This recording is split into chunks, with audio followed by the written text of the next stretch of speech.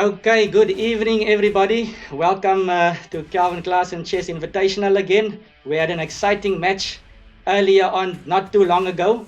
So it was a bit of a tough one for Paul. The result not showing everything over there. IM Henry still coming through with a victory with a very nice score of 11-1. Like I said, it was a bit more tight than it looked on paper. So Henry will qualify to the semi-finals, but now for the next match, I think this is a huge one. I think this one we've been waiting for since the beginning of the week. It's International Master Watu Kobese, the Lion of Africa, ready to pounce, and then he will be facing FIDE Master Shabier Bhawoodien. Right, so let's quickly take a look at the player profiles. So Watu, the 4-time SA Close champion, is known as a Lion of Africa and loves any chance to pounce and attack. Watu has played over 100 games at the Chess Olympiad for South Africa and has remained a vital component of the national team for many, many years. Going over to Shabier. FIDE Master Shabier Bhawoodien won the SA Close in 1986, 1 year before I was born actually, and he became the first South African to become a world champion when he won the World Amateur Championship in 2003. He is always fighting for the initiative in his games and will definitely add a lot of flavor to this event. Alright, so very interesting match coming up. So I will be introducing my special guest. We've got a different one. Earlier on we had Lance van Vogel commenting with me. Tonight I have a different special guest, and I will also be introducing the players at the same time. So let's take a look at our players. So welcome Ruben Salimo, a FIDE instructor and the big boss of African Chess Lounge. Welcome, and welcome International Master Watu Kobese, and welcome FIDE Master Shabier Bhawoodien. Ruben, do you maybe want to just say hi? Welcome to the show. Hi, welcome to the show. This is an exciting one because we have legends. These guys have been playing chess well over 30 years or so. So yeah, this will be very interesting. Yes, I certainly agree. All right, so okay, International Master Watu Kobese, welcome to the show. Any thoughts on the match and maybe about the format of the tournament? What's your thoughts on the matter? Yeah, well, thanks. Well, I think it's interesting. We'll see. You know, I mean, not all. Well, I'm definitely not used to playing online for anything serious. Yes. So I guess it's you know, sort of a first really for me. So yeah, we'll see how it goes really. All right. I think it's something new for all of us, and I mean we all are in this. I don't want to call it a transition mode, but this whole situation we are in, people are tending towards the online play. So this should be a very interesting one. Shabier Bhawoodien, how are you doing, and are you ready for the match? Yes, this is also new to me, and I just want to thank you, Calvin Klaassen, for putting this together, and Ruben Salimu for being the commentator here, as well as Watu for participating. It's always a privilege to play against him, and looking forward to the match. All right, fantastic. Thanks, guys. Ruben, any last words on the match, or can we get going? What do you have to say? No, let's get going. All right, so now, all right, guys. So for the players, I will be phoning you on WhatsApp video call now. So let's get to the arena. So Watu and Shabier, you guys can end the Zoom call, and then I will be phoning you on WhatsApp. Just check out for your WhatsApp.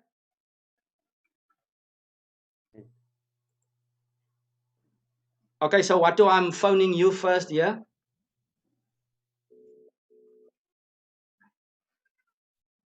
Yeah. All right, so let's just add Shabier now. And Watu, you can please exit the Zoom call. Yeah, I'm trying to.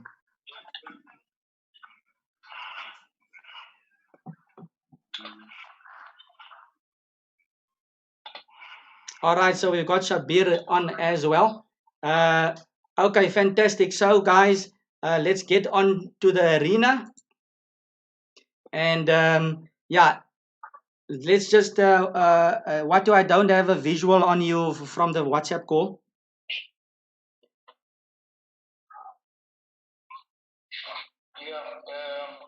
Just press the video here. All right, it says camera off there, it's on again. So can you just adjust it so that I can see you? All right, fantastic. And now, if you guys are ready, we're starting off with a 10-10 game. Just mute your mics. Just mute your WhatsApp call.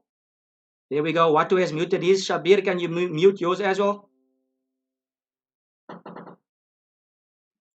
There we go. So guys, I'm also going to mute mine right now. So whenever you are ready, you can start. Good luck to the both of you. All right, Ruben, are you with me? Yes, I'm with you. All right. So if you can, right now, if you, I don't know if you're checking the stream as well, you can just move up slightly so that we can see you clearly. Yeah. All right, and we have liftoff. So Shabier Bhawoodien playing with the white pieces for game 1, and Watu's playing with the black pieces. Starting off with the E4, E5. What is this line called, Ruben? Do you perhaps know? Yeah, I've seen Watu play it. I think Watu has fallen into like it's kind of like a trick of move order. Okay. But he kind of knows what you're doing. What happens is that you kind of end up playing lines that you're not really prepared. It's like a ghetto piano, like a, what do you call it? Yeah, I've seen it before. It's a tricky move order. There's some small tricks that white can achieve if black is not. And I think white didn't even take advantage of it fully, because I think after context on d4, the trick about this, you have to play something like e5, I think. But I think the trick about it is that if he plays bishop c4 first, you cannot just go automatic knight f6. You have to go knight c6. Aha, I see. So yeah, it's a lot of small nuances in this line, it seems. But we're back into a Scotch Gambit main line, it seems. So correct, yeah. I don't know. When I was a youngster, I don't know. I was fearing the sight of this line. I don't like all of this complications. Listen, I just realized I think even still now it's not straightforward. Yes, it's easy to go. I just realized that after many hours of the engine, it's supposed to be equal, but with lots of complications. So I guess why both of these players play it. It's got the evaluation on the engine of being equal, but so much complications, and both these players absolutely thrive in these type of messy situations. Exactly, and they're also like, they are similar in a lot of ways when it comes to the way they play. You know, they are very what's the word? It doesn't have to be exactly accurate, but you know, like sorting it out over the board is not going to be easy. Yeah, look, Ruben. I'm sure you have also faced these two guys. I can tell you from personal experience. I've played these guys many a times, and I don't know if it's simply because of my style, the way we clash, because the way sometimes that they play against me. I like to call it, and I can say this for both sides. I like to call it they feed off chaos. Yes. Can you look at knight f6 here? Is it possible? Knight to f6. Let's check it out. Knight f6 check. Black can't take with the bishop. It spins, so pawn takes. And what are we doing next? Bishop takes. And the rook will be hanging. So probably something like maybe rook f8. So the knight is providing cover there on e7. Does white have enough? There's a check on h5. But that's what he's, right now I can tell you that's what Shabier is thinking about. Yeah, Shabier is immediately starting to calculate, guys, and this game is already, we are basically 3 or 4 minutes into it, and it's already starting to heat up. So yeah, he's already thinking like, how do I sacrifice my piece here? Yeah, so to all the viewers out there, if you haven't checked out the other matches, we're starting off with 2 rapid games of 10-10 each, with no increment, so it's 10-10 straight. And then after those 2 games of the rapid, then we will have 4 games of 5 minutes with 1 second increment, and then we'll have a break. So after the 10-10 2 games, we'll have a break, 4 games of 5 minutes, 1 second increment, and we'll have another small break. Bishop takes f6 got played, not knight takes. Very interesting. And then finally, we'll play another last 4 games of 3 minutes and 1 second increment, by the way. So, and just something special about the rapid games, each rapid game, because it's only 2 rapid games and its time is a bit longer, each rapid game, a win counts for 2 points and a draw is 1 point. So we saw in the previous match that Henry Steele collected a lot of points. He won both rapid games against Paul and suddenly had a lead of 4-0. So each rapid game very important. So let's see. Back to the game. Knight takes f6 check, and the Black King needs to decide. So Watu immediately needs to find a safe place for his king. Shabier decides to take the initiative when it comes to taking the initiative. So let's see what you won't sit back. You know what surprises me with him is that he plays slowly if you're giving him a lot of time, yet he's very good at blitz. Yeah, of course. So it's I don't know. Sometimes it has to do with just how much pressure is on you and so on. Like in the match with Sherwin and Barish, Barish started off the game quite nicely, I think. But then he started messing up quite a few games. Sherwin won 4 in a row, and Barish had a lot of problems on the clock with the 3 minutes and the 1 second increment. But then when it came to the tie break, where it was 3 minutes straight with no increment, all of a sudden Barish was holding his own with the time management. So sometimes as chess players, you need to just check yourself psychologically. Sometimes the situation pushes you into the right direction. So yeah. I don't understand now in this particular position, what is Shabir's plan to follow up? Because listen, if he doesn't have 2 moves in the next, saying check and threatening mate, then it's just a piece down here. Going to fight those pieces. Yes. So I think maybe that knight takes and bishop was perhaps a better idea. Did we have that calculated properly? Why is the knight on f3 now? Because earlier we saw some idea. Oh no! So he took on f6, and then after king f8, he went back to e4. Yeah. Okay. I see. It doesn't make sense because I mean, if you're attacking, you don't want to be moving backwards. Of course. So maybe he missed something over there. But okay, the Black King on f8 is gonna be standing there for quite a while. So it's a blitz. Okay, not a blitz game, but no increment. There's at least something to work with for white. I can tell you. It's not enough. Now, of course, I mean, if you give both players an hour on the clock, then it's definitely not good. But at least there's still life when it comes to the time. Okay, I mean, I think there are certain general concepts which help you a lot in a position like this. For instance, if you're going to be attacking someone, you need at least 3 clean pieces with no defender. Look, this definitely doesn't look great for white. I fully agree with you. And what to find all these moves? All right, let's see. His defense. Let's see how it goes. Let's see. If he's not careful, Watu could even start attacking, because I think rook g8 can work. You don't have anything. Thank you, Angwa, for following. Welcome to the stream. Yeah, I see rook g8, Ruben. The bishop on c8 could even potentially play a role in that attacking business. Exactly. So and the queen h6 one doesn't work because it just goes rook g7, because that's why queen d2 is coming for that check, right? Okay, so I also thought about this h6 move, pawn to h6. So Watu is finding the problem is it keeps the rook passive, right? Of course. So what to do? Black is offering an exchange of queens. White surely needs to keep the queens on the board. I actually think that this may have given Shabier some stuff, because now you could take on c7, perhaps, because exchanging doesn't work here. Take on c7. Let's check it out. c7 is hanging. Another pawn drops.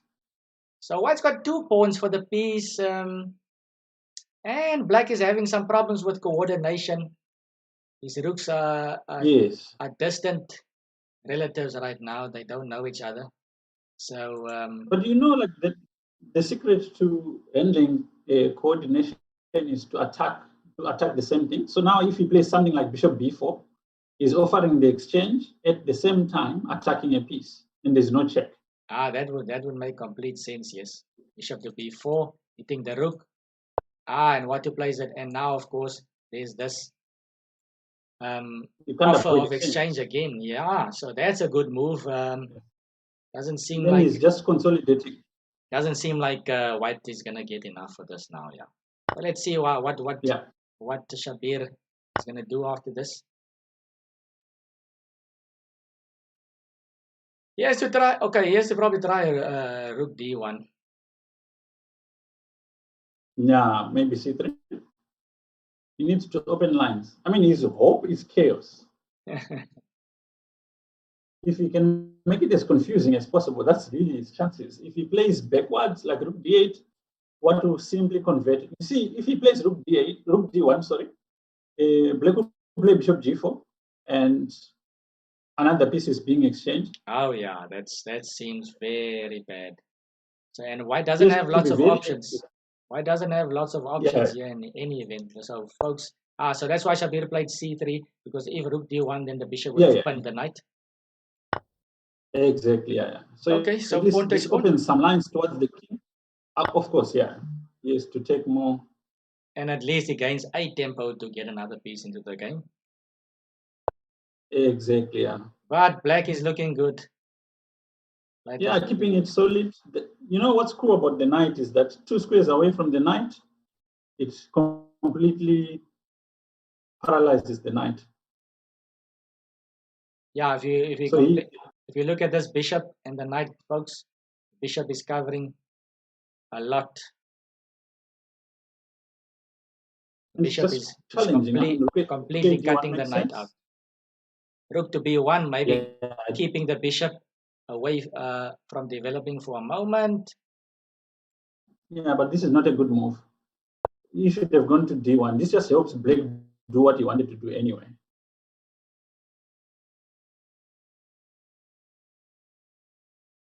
I think white will end up having to put that rook on d1 anyway.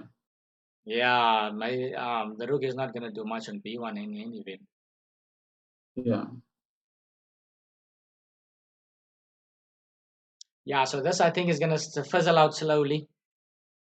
Yeah, and also it's like I think this is an area where Shabier struggles the most. Endgame. I don't know. I've seen some end games that Shabier can also play. Like I remember one game that Shabier played at the SA closed if they're tactical, yes. Against Donovan van den Heever. That was a brilliant game that he actually played. So and of course a lot of end games have tactics. A lot of end games have tactics included. So yes, I think there's some sort of classification which works to make endings have tactics. I think knights have to be present. Aha. Okay, so Shabier has the faintest of hopes here with 2 knights on the board. Correct. It can be confusing, especially when the time goes down. Of course. So I think that's basically Shabier's biggest plan or hope, maybe to just get Watu to use some time and get to that point where he starts doubting a bit, or his time management becomes an issue. So that's, I think, what Shabier's only game plan realistically right now, because black is just a piece up for the moment. 2 pawns is not enough. Yeah.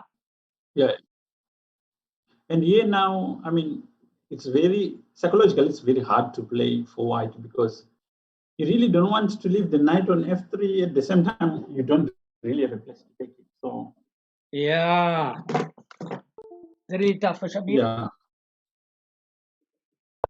f3. It kind of makes sense to play this move. Just make sure white decides, because the double bishops also are not making life easy for white.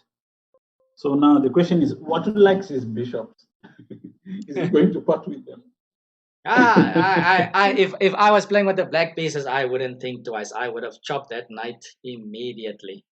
I know. Like you and me, most likely would probably take. But Watu loves his bishop. I won't be surprised he plays bishop e6 here. Yeah. Folks out there, the reason why I would like to capture the knight, black is a pawn up, not a pawn up, is a piece up. So exchanges generally favor the side that's leading. And of course, capturing the knight on f3 would also kind of spoil white's pawn structure. White would be getting double isolated pawns and scattered pawns all over. And Ruben predicted it. Bishop to e6. So I think it makes sense that Watu has been playing for ACL for some time, eh? So yeah. so there we have it. The big boss of ACL being able to predict the leader in the team.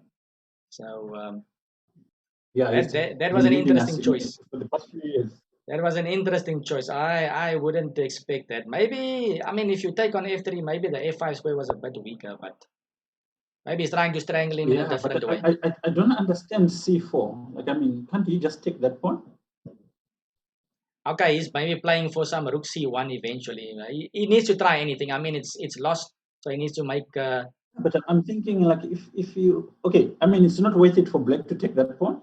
But if you take on c4, you're attacking the rook.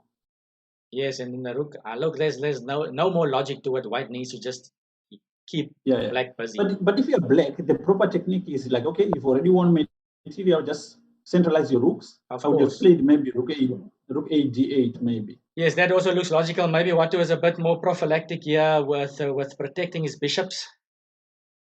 Maybe that's his idea. But I mean, both of these moves, maybe rook d8 also coming up next. So black needs to just keep it solid. The position will almost win itself. But now, you know what? A nice move would be to play bishop c4 now and then play b5. Okay. Or even bishop c4 and take the pawn anyway. Because, I mean... Yes. Aha, there we go. Does that check bring anything? Nothing, right? No, it doesn't seem like anything. Yeah, there's no tricks here. Okay, so both guys down to 2 minutes. Shabier desperately needs to keep Watu busy, but it seems like he's the one that's busy right now. Yeah, you know, like in my experience, to beat Watu, you have to beat him in the opening first before fighting in the middle game. It's impossible to kind of give him an edge, like especially material, and then hope that things don't go well for him. Yeah, no, I mean, who was it that said you need to actually beat a strong player in 3 phases of the game? Can you help me? Russian guy, I think. Yeah. So when you play a strong player, usually you need to beat him in the opening, you need to beat him in the middle game, and again you need to beat him in the end game. And still you'll be fighting in the end game. That is logical to play b5, although like does give white a pass point. But look at how Shabier keeps on making it murky. He wants to keep it as confused as possible. Yeah, now he's good at that. I must admit he is good at that. So okay, he's got to. I mean, Watu is down to 1 minute and 33 seconds. If I was in Shabir's position earlier, I wouldn't think that I would get him down till that. So it doesn't look bad. Yeah, but okay, Shabier is in time trouble also. And there's no increment in these positions, in this format. So I think time-wise, he's just going to be struggling here.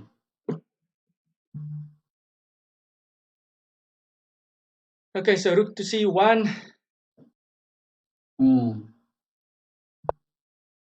So yeah, white is just waiting for black to blunder, basically. Yes. But he's not making it easy also. And I must admit, if I was the player with the black pieces and I was not too confident, or I was not a good player that can handle time pressure that well, then it can get dangerous. But let's see. Yeah, but the bishops are making it very difficult. For extremely difficult.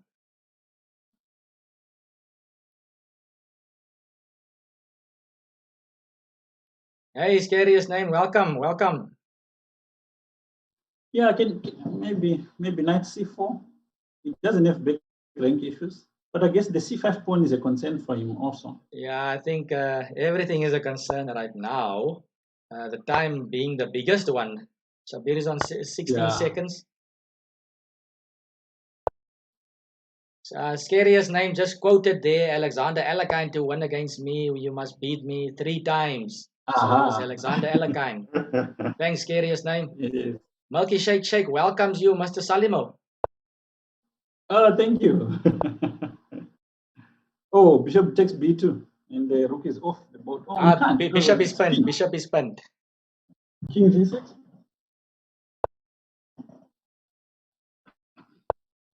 It's not joking, eh? What is being precise? Yeah, no, I think these guys are a bit too precise here. I would have been trying to just flag my opponent by now if I was Watu.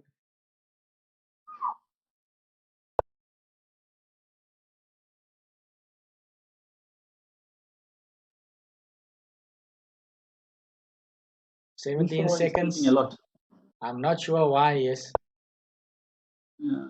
Shabier is actually becoming more efficient with the less time he has, but it should run out now. Shabier is dangerous, but it's done, yeah. Okay, so we have our first result. Watu takes the first one, being a piece up. Yeah. Yeah, I mean, like Shabier is self-destructed on this one, right? Okay, guys, are you ready to continue with your next game, or do you want a breather, a small breather? I can't hear you. Please unmute your mic.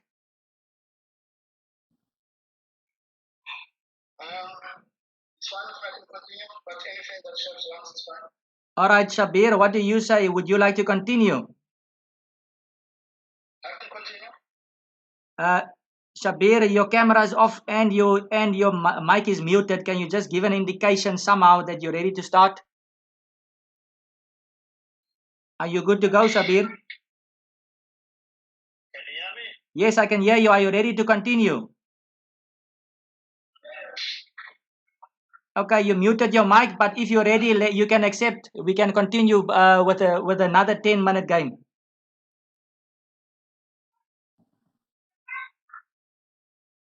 Okay.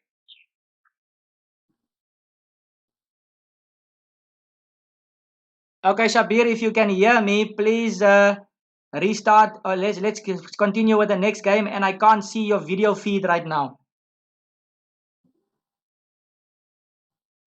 Okay, so we're just getting the players. Kevin, Yes. can I have a 1 minute toilet break? I'll be back now. Okay, sure. I'll try to get hold of Shabier in the meantime. Okay. All right, so Shabier, please, can you switch on your camera again? Yeah, I'm trying to. Just maybe try and get hold of Mo so that he can sort you out.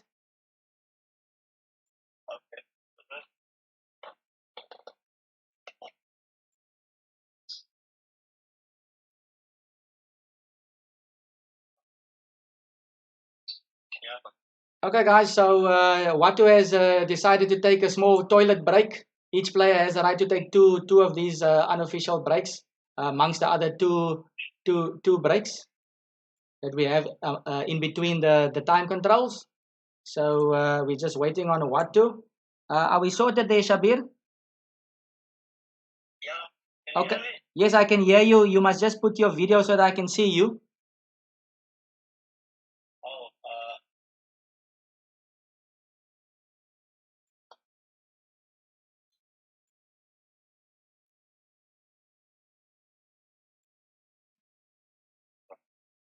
Okay, so let's just get Ruben back online as well. All right, thanks, Shabier.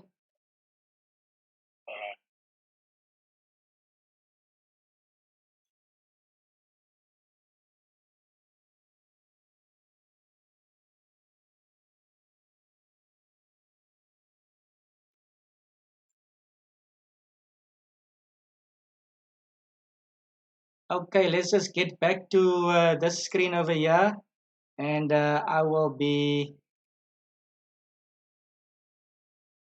giving. We will get very soon, guys. Just 1 more minute. Let's just get Ruben back here as well.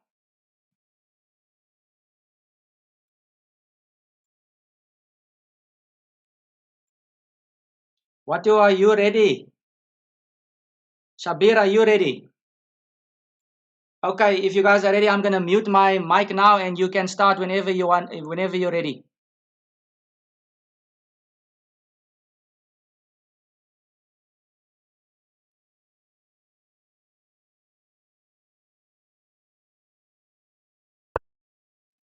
Okay, and there we go, guys. So now Watu is playing with the white pieces, and Dr. Shabier playing with the black pieces. So we're just in the process of getting Ruben back online.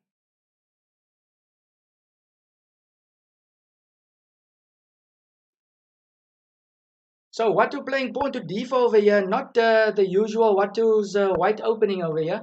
Shabier going for an early c5, so Shabier also has the Benoni in his repertoire. Shabier can play the King's Indian. He loves these King's Indian structures. My last game against Shabier was actually a King's Indian. So and he can switch it up with a Benoni as well. So Watu definitely trying to surprise his opponent with this move. Hello? Hey, Ruben. Okay, so let's just get you adjusted properly. Yeah, okay.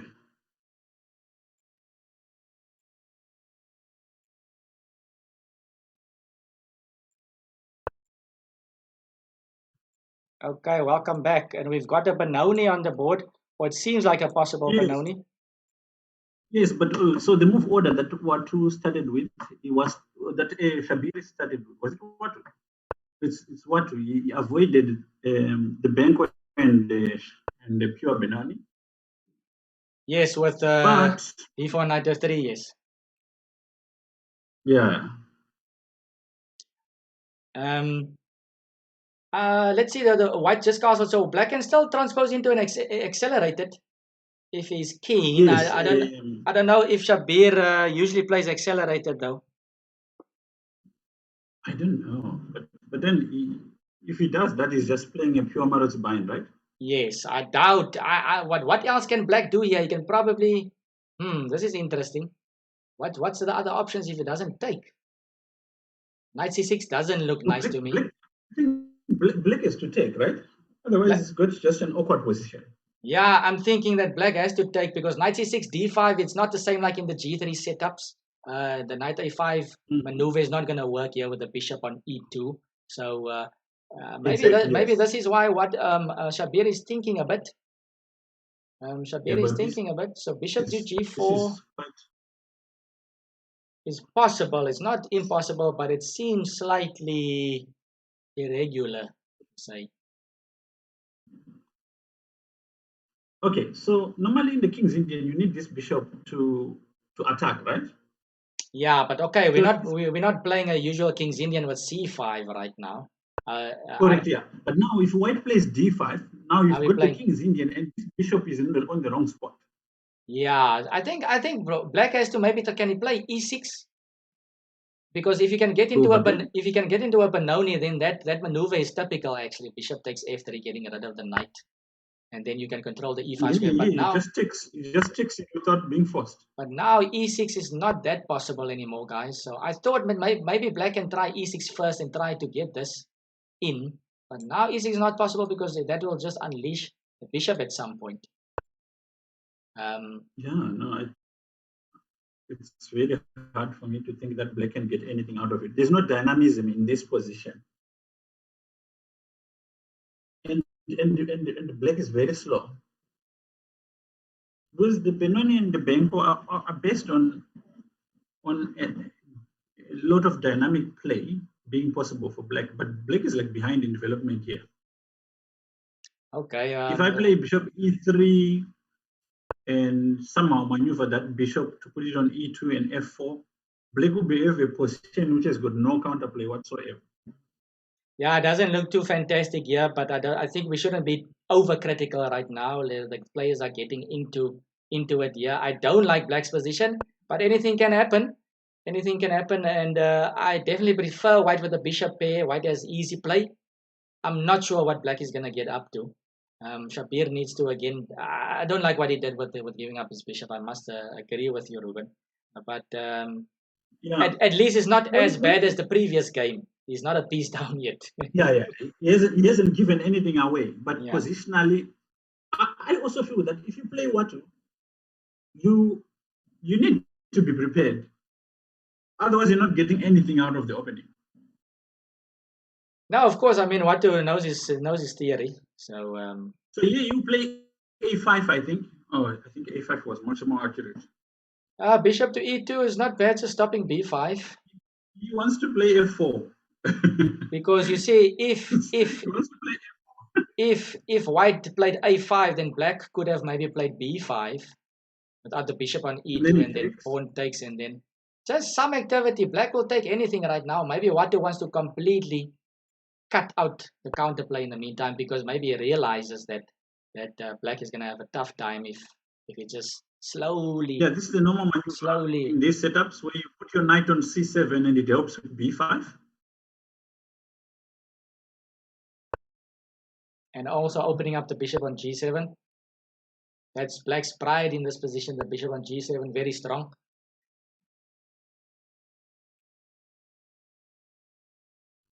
What he's doing is he's holding the position. Okay, so now finally, sorry Ruben, now finally black has played something active. He played e6, and maybe is black gonna play e5? Was he bluffing, or is he gonna capture? I don't know.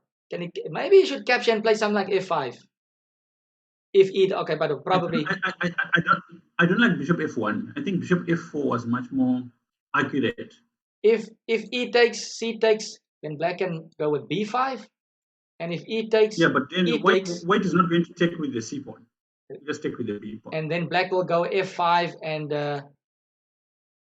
perhaps he has some life into it. I'm beginning. I like e takes d5, and if white plays ed, then perhaps f5. Usually you can play this move f5 in the Benoni if white doesn't have his knight on f3 after some exchange of the bishop versus knight. So usually white would have that move up for grabs with f5. But I don't know. There's something which doesn't show here. Like black is struggling on placing his pieces. He played e5. He played e5. So he's going for the kingside attack. Yeah, so it's more King's Indian style.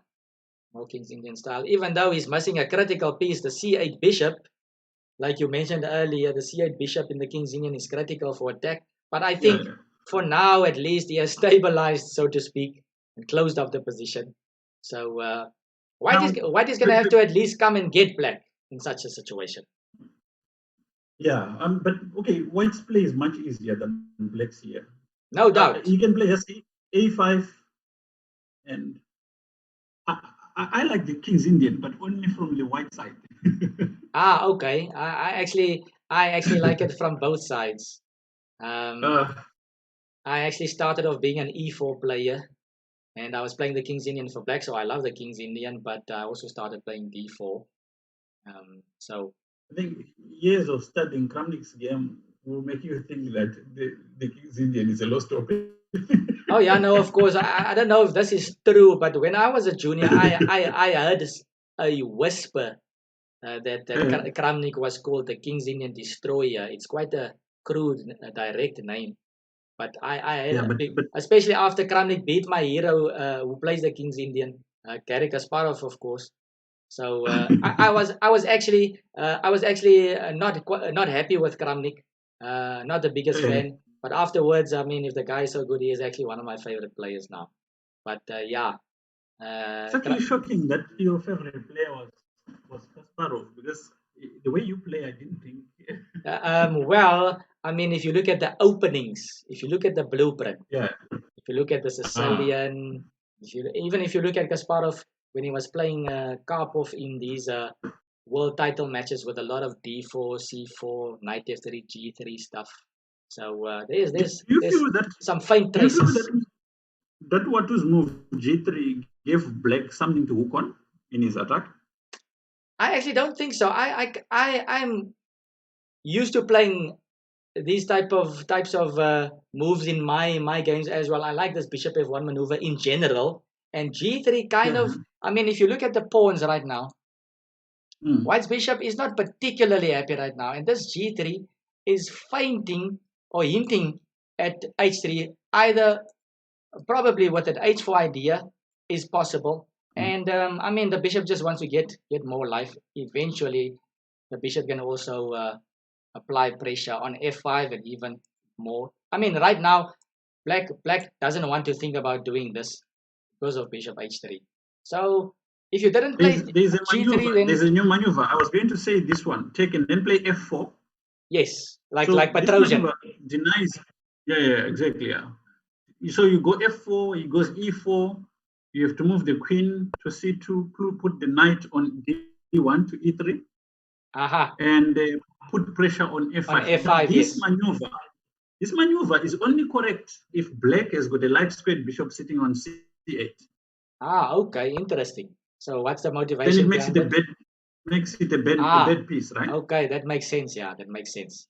Let's just check here. We've got some questions here. Serious name is asking, what's your best Shabs and Watu stories? Okay, there's probably a lot. We can think about that. Beam Street says knight takes f6 was clearly better. It seems like Ruben suggested, eh? Knight takes f6. Okay. All right. So yeah, maybe knight takes does look good. My best Watu story is so he says to me, there was a game he was lost at the Olympiad some year. So he's clearly lost. So he thinks, you know what, the only way I can disturb this guy is to somehow do something off the board and get him rattled. So this guy is clearly winning, but every time he makes a move, he hoovers his hand over the board. Which Olympiad is this now? Many years ago? Many years ago. So, okay. So Watu, the moment he does this, every time he makes his move, so Watu claps him. I remember some story like that. Yeah, I remember something like that. So after he clapped him, this guy knew he was winning and knew what was doing. He just completely ignored him and kept on playing, and he crushed him. Yeah, that's funny. That's very funny. He smacked the hand, of course, from hovering. He smacked the hand, yeah. He smacked the hand. But what was funny for me, so I looked at him and I said, so you knew what you were doing? And he said, yes. Of course. I would expect Watu to say, of course. So, yeah. Let's see. So, guys, things are heating up here. I would say, if I looked at Black's position, at Shabir's position 10 moves ago or so, I would say that I would be quite happy with what he's achieved if I was playing with the black pieces. At least he's got all of his pieces and he's into the game, and he's got some space at least. So he's in the game. Watu is playing the game where he's constraining his opponent. He's got the bishop pair. He's waiting for the position to open up. So there's some tension in the middle. Light square is obviously not good for black in the long run. What do you think, Ruben? I think Watu definitely miss the end of the position a little bit. It's not like he threw away what he had, and also like playing on the king side the way he's done it. He hasn't got enough pieces. So I agree with you. Sure what his plan is. Maybe he must play it, but it looked like he had a lot more. Now Shabier is actually hinting at knight a6 and knight b4 just to get the knight on quite a reasonable square. I don't know how much influence it will have on that side, but it could potentially be quite nagging here, taking away squares on d3 and c2 from the bishop. So yeah, and guys, the time is Watu's got 3 minutes. Shabir's got 3 minutes 27 seconds. So it's starting to heat up here. Watu scored the first win, and he's got 2 points on the board. And this current game also counts as 2 points for a win. So crucial game actually. Like Henry Steele told us earlier on that he was actually banking, or not banking, but really putting in a lot of effort into the first 2 games so that he can actually get a nice lead. And Henry won the first 2 games and got a 4-0 lead.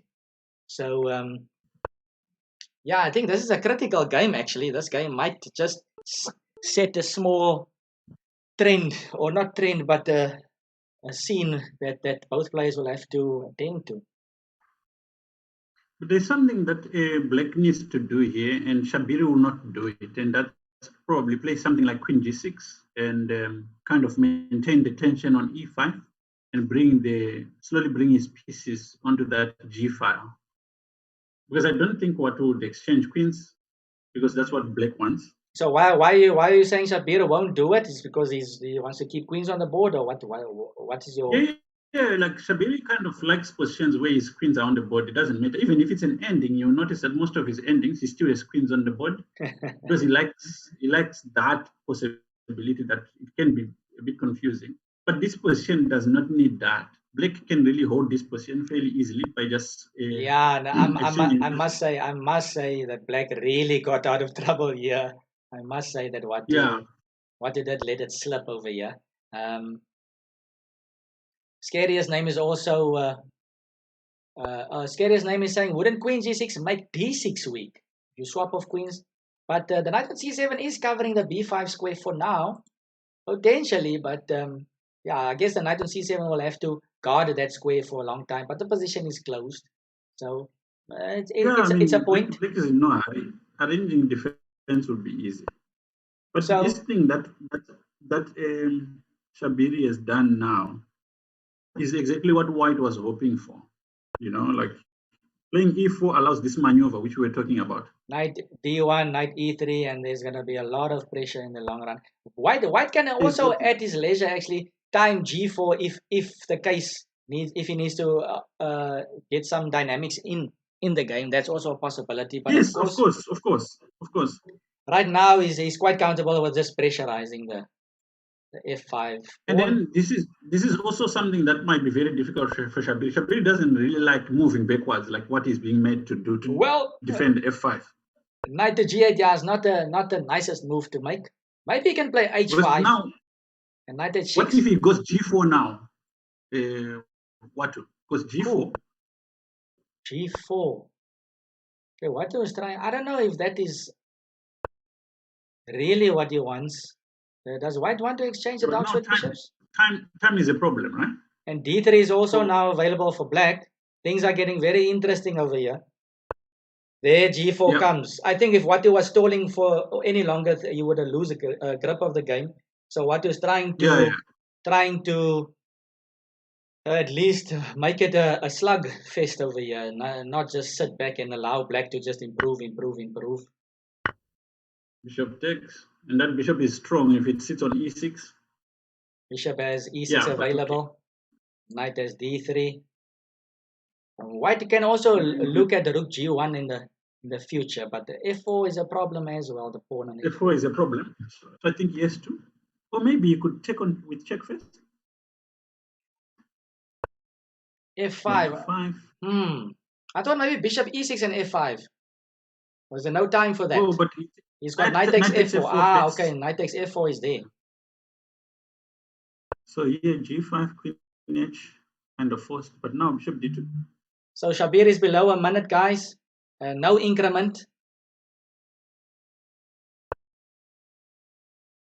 Yeah. Rook to G1. He was never going to defend. But Queen F4 here could be tricky, right? Yeah, I'm not sure. There's some creaks here in the dark squares for White.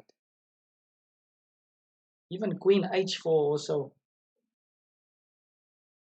Yeah, this knight on D3 is very strong. Yes. There's always an idea of checking over there as well. White needs to keep an eye on that square. So I mean, that rook G3 is good.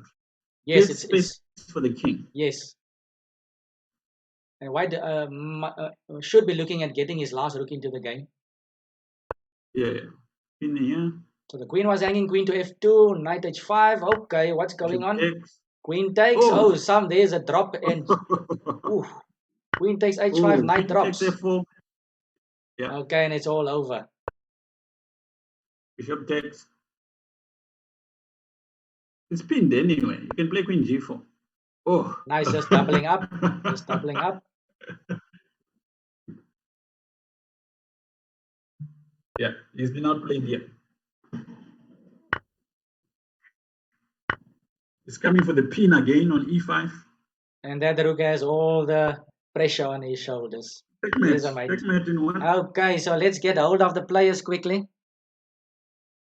All right, guys. Nice games over there. So we have got an official break now, a 5-minute break. So you can okay. If you have something to say, you can unmute your mic. But otherwise, yeah, okay. You know what? Let's just ask you, the both of you, a question here, like I've been doing with the other players. So can you can you unmute? Both of you are still muted right now. Can you hear me now? Okay, Shabier. Okay, both. Okay, there we go. So, so Watu, well done. You scored 2 wins. It's actually quite crucial wins because same like Henry earlier on, he scored the first 2 wins, and you've actually got 4 points on the board right now. Tough one, Shabier. You actually made it quite interesting in the second game. Second game was very, after the opening, it didn't look so nice, but then you came back into it nicely. So, any thoughts on what happened thus far? What are you happy with your games that you've been getting from the opening? Well, the openings have been going well, but somehow I feel like I haven't been. I've been losing some control somewhere. I mean, Chefs is a very good tactical player. He always creates something, obviously. Yes. But I feel like it's the time limit. 10 minutes is difficult to pace myself. Of course. I don't play so much in 10 minutes, so I wasn't sure when to think. There was a moment I needed to have a good think to not to allow counterplay, but I couldn't do that, and I was very nervous. He had a lot of play. Yeah. So of course that the time playing a big factor, adjusting to this online business as well. And you guys must now just be aware that the following time control will have a 1 second increment. So just keep that in mind. It's not guillotine. Shabier, what's your thoughts on your games? Could you have maybe done a bit better? Did you miss out somewhere? No, it's my first time I'm playing 10 minutes, probably on internet as well. Was that a bit too slow or too fast for you? All right. Watu is not an easy but All right. he knows that things with me, so I'm listening. All right, guys. So you've got your 5-minute break. So your 5 minutes can start now. So you can mute your mics, and then in 5 minutes you can walk around now if you want to. In 5 minutes, just return to your seat, and then we can continue. Just one of you two will have to challenge. It's 5 minutes and 1 second increment. So And after that, we are going to play 4 games of 5 minutes and 1 second increment, and then we're going to take another 5-minute break, and then we will start with 4 games of 3 minutes and 1 second increment. okay. And we leave the camera on or what? For now, you can leave we can leave the camera on. You can do whatever. If you want to switch it off and do something, just be back in 5 minutes, and then we can continue. Okay. All right. So if you want to leave the camera on, just mute the mic. Okay. Well, you can call me again. Okay. All right. Sure. All right, Shabier. Then I'm also gonna quit the call for now, and then I'll phone you back in 5 minutes. Okay. All right. Cheers. All right, so the guys are taking a 5-minute break. I hope you guys heard the WhatsApp conversation over there. So Watu's saying that he's still adjusting to the time control, and Shabier said that something similar. I wasn't sure if Shabier said that the 10 minutes was too long or too short. So Ruben, what's your thoughts on the match thus far? I mean, I think because of opening prep, Shabier is not getting the positions he wants, and what is not going to allow you to do that. But yeah, especially I think he has to be very careful on move order. So just to cut in there, you can continue, Ruben. Especially we're talking about the preparation. Like this game we saw now, Watu playing d4 and knight f3. I mean, Watu doesn't play d4 that often. I think I've played Watu many times, and in fact, he's never played d4 against me. But okay, he wants chaos against me, of course. But if Watu plays d4, then you know there's some ideas behind it. So of course, And what else? Shabier knows a lot of tricks in E4, E5 position. So Watu doesn't want to get in. Yeah, so he just cuts out, he attempts to cut out all the funny business. And as you mentioned before, Exactly. that D4 and knight F3 move order also kind of cuts out these not Benoni, but Benko ideas and so on. Yes, So, exactly. Yeah. So it's quite funny because Kramnik for years played this move order. And he only plays the King's Indian when he wants to, and then plays the type of King's Indian he wants to, and he avoids the Benko and he avoids the Benoni. And if he wants to get into the English, he gets into the English that he wants to play. Yes. So I've also taken a good look at those type of ideas, and myself, I've also used this move order a lot, avoiding these type of more energetic lines for black. But I mean, chess is chess. You can avoid certain lines, but you can. Maybe what Shams could have done is that there was a moment he had an option of playing the Maroth bind in the Sicilian Dragon. Yes, but taken on D4. But I don't know. If Shabier plays that for black. I mean, the Maroxy bind for black it's very positional actually. Very positional. Yeah. So I think Shevs was more interested in something. Even I think if Shevs has a choice between playing that slow positional dry line or going into something slightly inferior or a bit suspect, but he has lots of possibilities, I think he'll choose the second option 9 out of 10 times, especially with this time control. I mean, you don't want to be maneuvering in the bind forever if you're looking for play. If I was Shabier preparing for Watu, I would look for stuff where you can't escape. Yeah, no, this is definitely, I don't know, but some players said they don't prepare. Some players say they don't prepare. They didn't prepare for this match. Chess players lie a lot. Okay. Let's just quickly. Sorry, Ruben, to cut you there. Let's just quickly go over to the scoreboard. The scoreboard. So, guys, as we can see, Watu starting off in very good touch. Okay, maybe not the cleanest of win in the second one, but it looks quite convincing right now with 2 rapid wins in the 10-10 time control. He's got 4 points on the board. Shabier yet to get off the scoreboard, just like the previous match that we saw. So Shabier has got his work cut out for him. So from now on, each game, each win will count 1 point. So Shabier is 4 wins away from equalizing with 8 games to play. So we've got, after this break, we've got the 4 games of 5 minutes plus 1 second increment. And then we'll take another 5-minute break like we've mentioned before. And then another 4 games of 3 minutes and 1 second increment. If you are watching and you haven't followed yet, please sign up to Twitch. It's for free. Get back to my channel and press the purple heart at the top. That means you'll be following me. And that means you'll be getting notifications on when I'm going live. You don't have to check every time on another platform when I'm going online.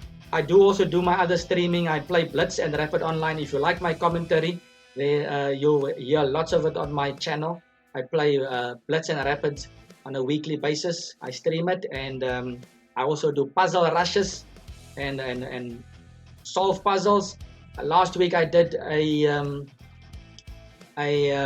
simultaneous exhibition online, so there was some technical issues there with the time control and so on. Next time it will be even better. We had lots of fun. I think I played 14 players, and I think next week we'll also do another simul. And the simul is only for followers, so please make sure that you follow, and then you can also join in on the simul. And yeah, the stream chat as well. If you're wondering if you can't chat in there, it's also mostly just for the followers right now. So yeah, let's get back to. Let's see if we can get back to the studio.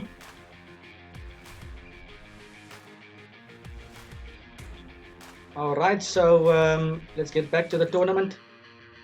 All right, so there we have Ruben back with us. So, how much minutes do we have left, Ruben? Did you check?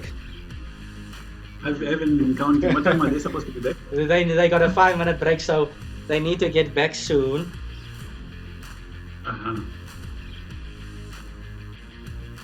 Shabier is online. Let me just get hold of him.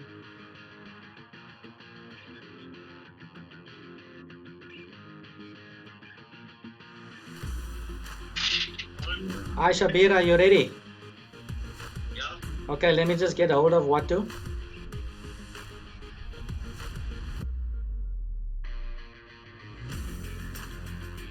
Who is scariest name? Scariest name is the scariest name out there. You definitely know him as a player. Hey Watu, are you ready for action? Alright, so you guys can go ahead. Who did the challenge last time? If you can just repeat the challenge, please. Whoever did the challenge, and make it 5 minutes with 1 second increment. I don't know if Mo is anywhere close, Shabier. Ruben, I will try to give you some hints during the course of the stream. Maybe you can figure it out.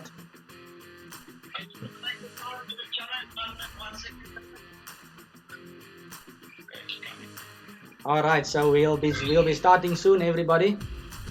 Yeah, Watu, you've got a 4-point lead. Each game will count. Each one will count as 1 point from now on. 8 games to come. 8 games to come. 4 games of 5.1 and 4 games of 3.1. So one needs what? How many points to win? 6.5. So let's just Hey Mo. say again, Watu. Good and you? Good, thanks, man. Good, thanks. So Watu, you were saying how much to win to clinch the match. So the match is out of 12 points. So if you can 6.5, that will get you there. Is that how Watu is thinking? So Shabier, I hope you also heard. So you need to get on the scoreboard. Don't encourage him. All right. So any last words, guys, for the fans out there? We are still streaming. Or nothing. I think the players are serious, guys. We're gonna get into it now. Did you guys do the challenge?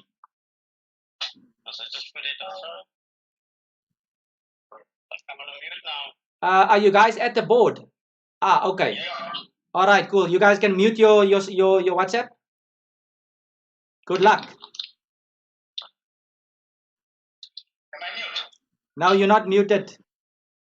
You're not. Wait. There we go. All right. Good luck, guys. All right, here we go. So I think it's time to swap it around a bit. I think we've been watching from Watu's side 2 games. So now I'll flip the board around so that we can see it from Shabier's point of view. So now the blitz phase of the match will start. And here we see again this E4 and Bishop C4 business. Pawn to F4. What is this called, Ruben? The Vienna? Yeah. Delayed, you know when I was a junior, looking at this opening looked so lovely. It's like you're playing a Queen's Gambit, but just an aggressive Queen's Gambit. So quite an no, yes, it looks like a King's Gambit, but you see, I'm a D4 player. I see Queen's Gambit structure, so it's an aggressive Queen's Gambit.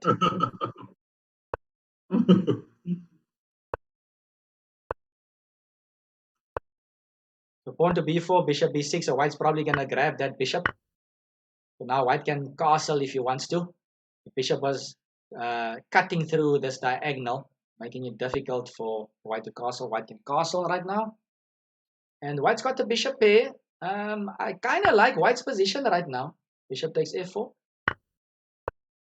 Yeah. And now Watu strikes back in the center with pawn to D5. That's a must. You can't just. It doesn't make sense. This doesn't make sense. What if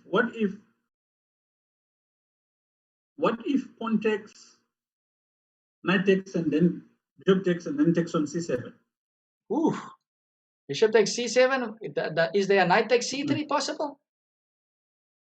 No, what I'm saying is bishop takes d5, queen takes d5, and then take on c7. And then knight takes c3. No, what I'm saying is. Bishop. Okay. Pawn takes, knight takes, and then again bishop takes d5 and queen takes d5. Bishop takes c7. Okay, so the massive exchanges there on d5. Looks like Shabier is going in for it. And then after c7 drops, then the b6 pawn will also be weak. So is this a slight mistake by Watu? Because in that variation, the d pawn is not weak. It can always go to d4. Yes, of course. Yeah, I was seeing stuff here. I was imagining c3 dropping and then the pawns are weak. But of course, this bishop takes d5. So white gives up the one advantage for another one.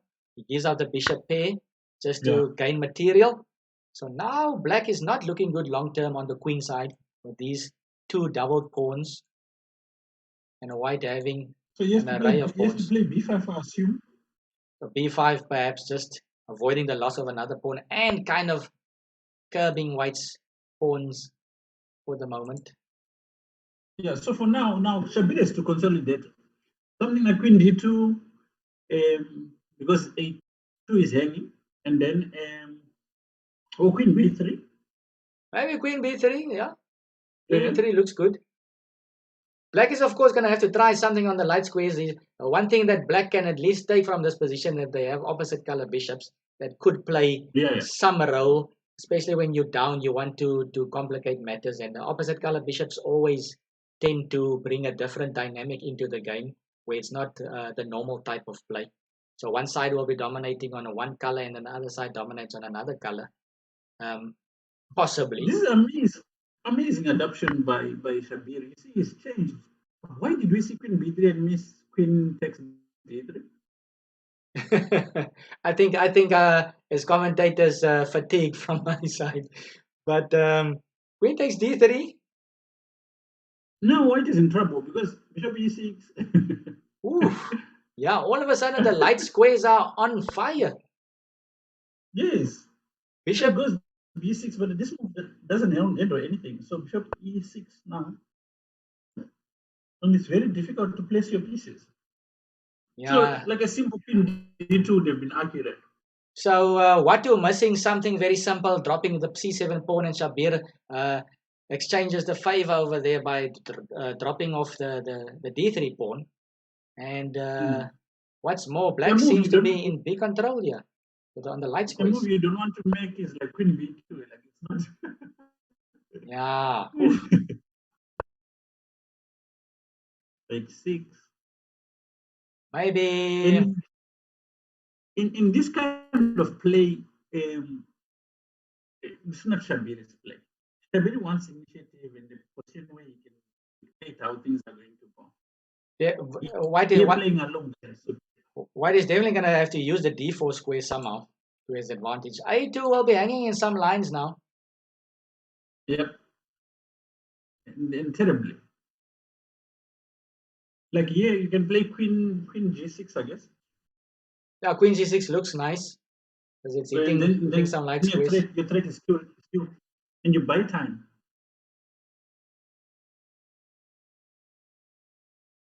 And you know, the other thing is that even if white plays a3, he still has to keep an eye on the a3 pawn. Yes, and the light squares are just completely gone for white on the queen side. And then there's another thing is that there's lack of coordination in these white pieces. The bishop is doing its own thing. The rook on f1 doesn't know if it's going to be there for a long time. The knight is d4, but if it goes to d4, it blocks the bishop on b6. What can also gain tempo with the rook a6 attacking the bishop and putting pressure on the a3 pawn if it goes to a3. So you could just do that right away. So white does play a3 here. Bishop to c4, probably rook fe1. Rook f2, okay. Yeah. Maybe doubling up. Now all of these pieces are not working together. Whoa, what's going on? B6. Oh my word.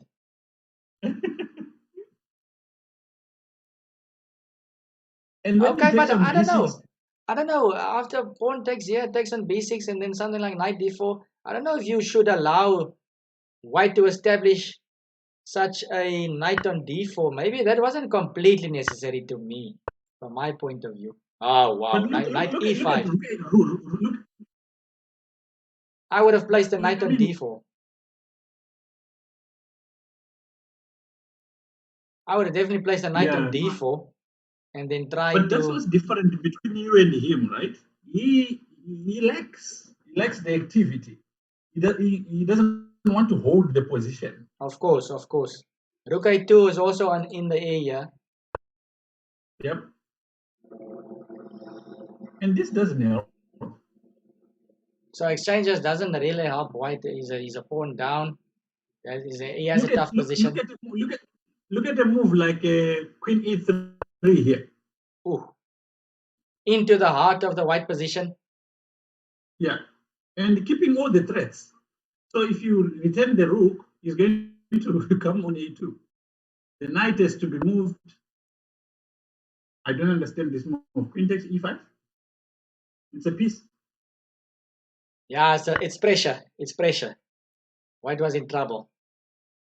Yeah.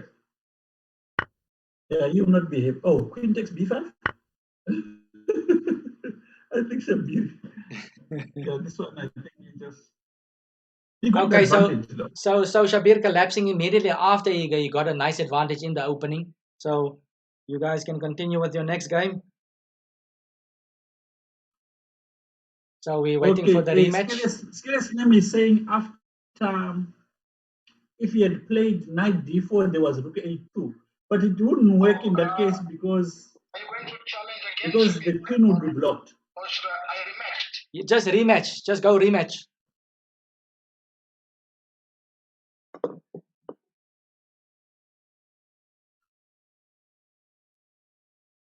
All right, guys. Sorry, Ruben. There I was just getting the match underway here.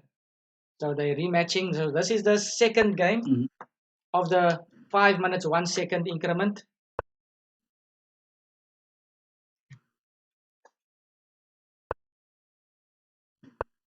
What's happening over there?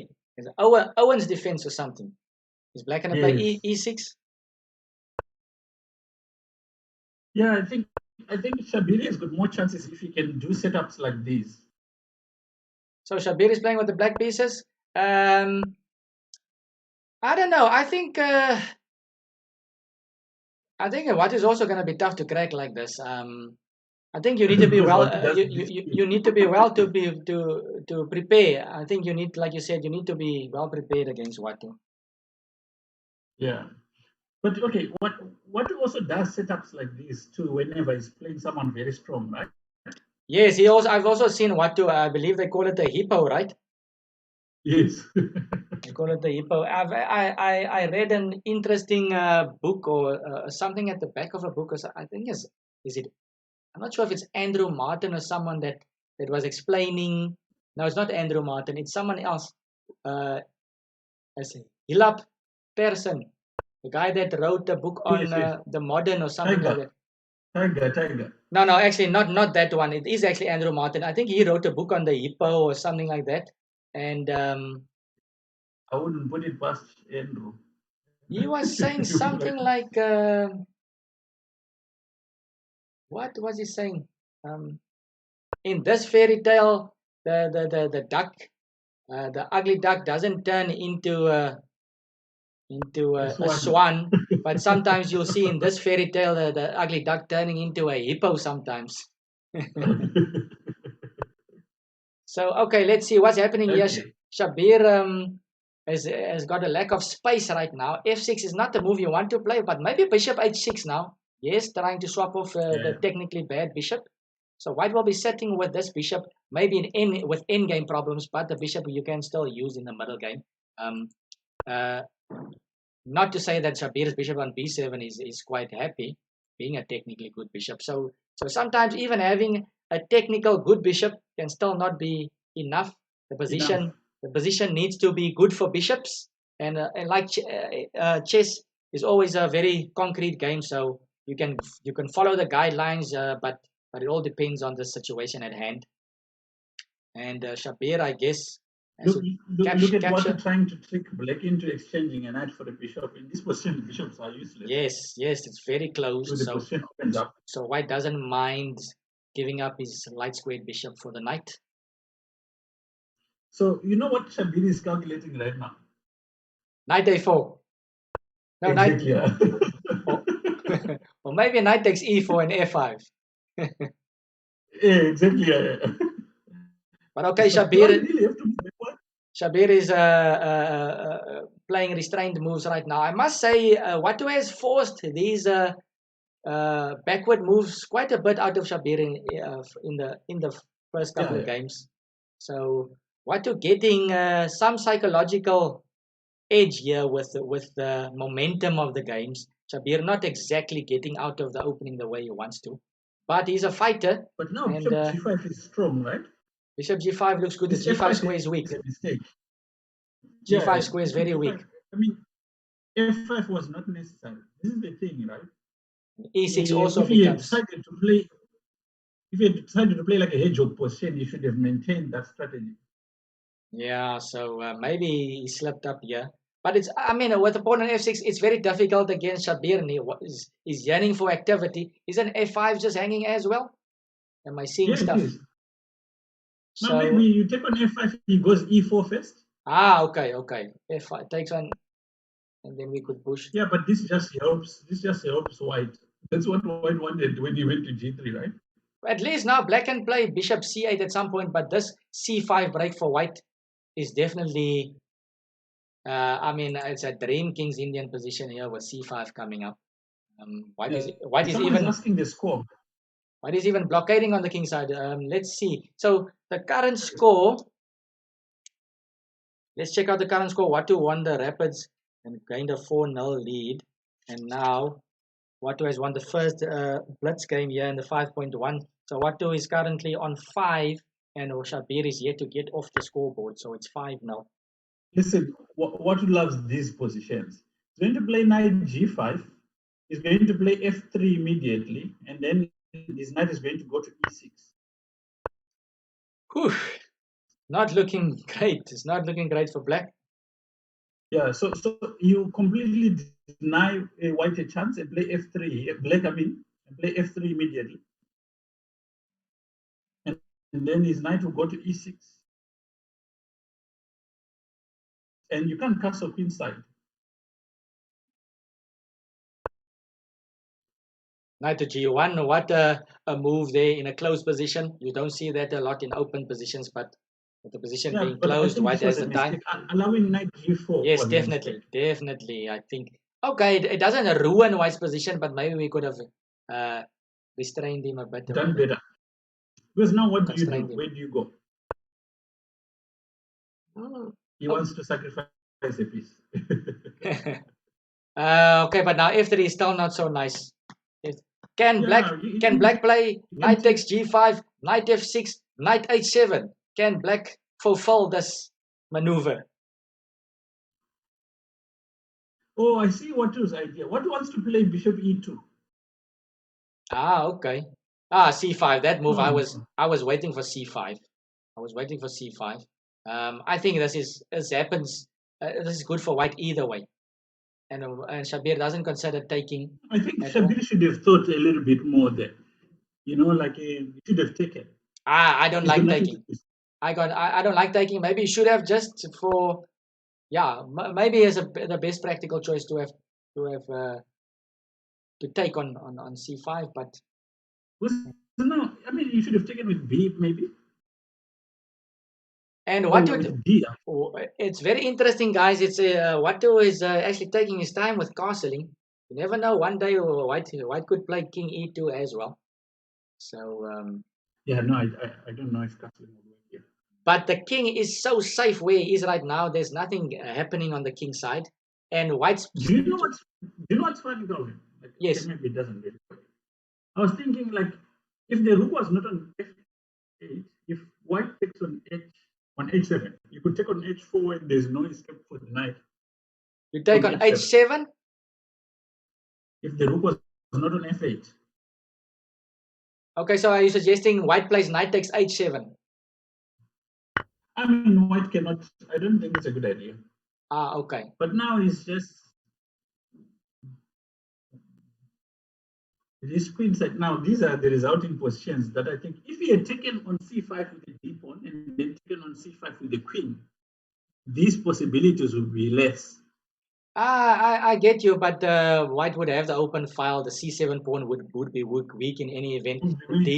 D6 break as well, but it's a case of choosing the lesser of two evils.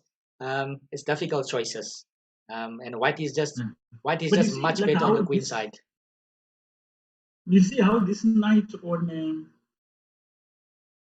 g4 is actually quite strong for black. Yes, I mean, Shabier is, here we go. Here comes the dynamic play. Immediately after white short castles, Shabier decides to inject some fuel into this attack. He might regret this. What did you take with the knight? Take with the knight, maybe a rook takes. Yeah, pawn takes. So I think Watu just wants to keep one extra defender closer. I mean, Shabier. No, but this is wrong. Listen, queen takes knight. Yes. Your knight is still under attack. Oh no. Queen take. So guys, queen takes queen. Pawn takes queen. Knight takes. And then the knight won't have. He has to play knight takes. Why? If queen takes queen, he has to play knight takes because the f3 pawn is hanging. Oh, okay. My mistake. I'm missing this over here. But then after knight goes back, it's got rook c7 and it's one. Yeah, no. Once the rook enters on c7, the knight is also nicely protecting the f3 pawn. So now he sacrifices a piece. I mean, practically speaking, it might be the best option. I mean, the other position is just dead lost with no counterplay. Yeah, black can maybe take on g4 and he's got pieces. But then pawn takes, then the knight is still stuck on h3. So interesting maneuver, and we're down to almost 30 seconds apiece. Watu is going down to 30 seconds. Shabier has got 38 seconds. This is getting very interesting, guys. This is what we've been waiting for. Now the knight can escape. So the knight can get out to g1. Black's knight decides to retreat. Nice maneuver by Shabier playing queen g7, being able to play knight h6 now. There's some pressure on the f file. Rook a7, very nice move, trying to swing across. Pawn to f4. Watu not waiting. Watu is not waiting to get attacked. Ooh, f5. Pawn to f5. Yes, he should have taken, it seems. Rook takes check. So black has got something to work with here on the king side. Maybe pawn takes pawn and rook f4. Maybe pawn takes pawn and rook f4 was an idea. I don't like this closing of the position. I don't like the fact that he closed it like that. I think Shabier could have maybe taken on e4. Because he's busted on the... And c8 is also hanging with check, by the way. Watu missed it. Yes, exactly. Both these players... trouble. Yes, they're low on time. There's just a scramble right now. It's just a scramble.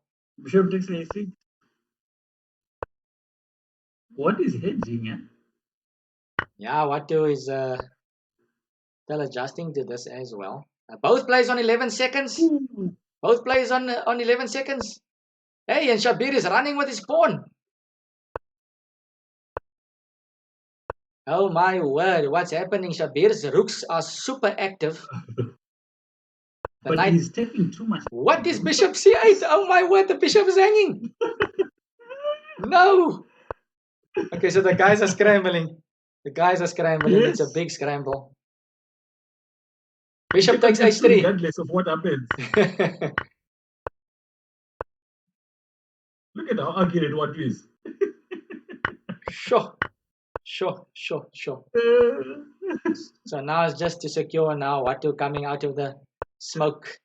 There's an increment. That's why. Yes, there's an increment. Yes. He's lost. Okay.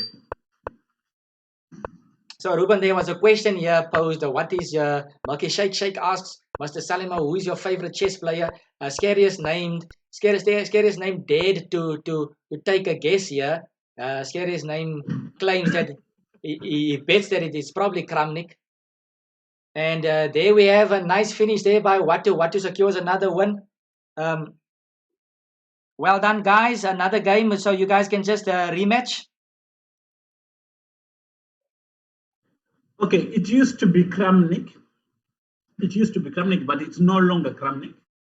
And maybe I can explain why.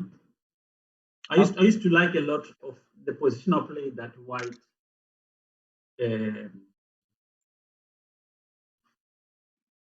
that Kramnik used to do. I used to enjoy it. But I think chess changed a little bit in the last 10 years, and I'm really enjoying the games of Magnus Carlsen. Okay, so it's like he's the world champion, but I really enjoy it. So what about Magnus? Do you like what? I mean, Magnus can also be positional. So what in particular do you like about Magnus? It's just for me. It is positional play, to be honest. Like that, I really enjoy it. It's just his ability to stay in there and fight in positions which people used to normally call a draw. Yes. Yeah, no, there's definitely a big trait for the world champ. He's always willing to grind it out. He's got the immense amount of energy, and that's a big quality to have as a chess player. I mean, when it comes to the 11th hour, it's always necessary to have that extra energy. Wasn't Black supposed to have played the e5, not bishop d7 then? I'm not sure with this bishop g5 instead of bishop e3. This is the Shabier stuff. Shabier likes this for white. So Watu going straight into this, I don't know how advisable this is, with all respect to Watu's theoretical knowledge. I mean, if you are out rating your opponent a bit, then you don't want to leave him in a comfortable position that he has played many times before. So I don't know if it is the best choice, but what do you think, Ruben?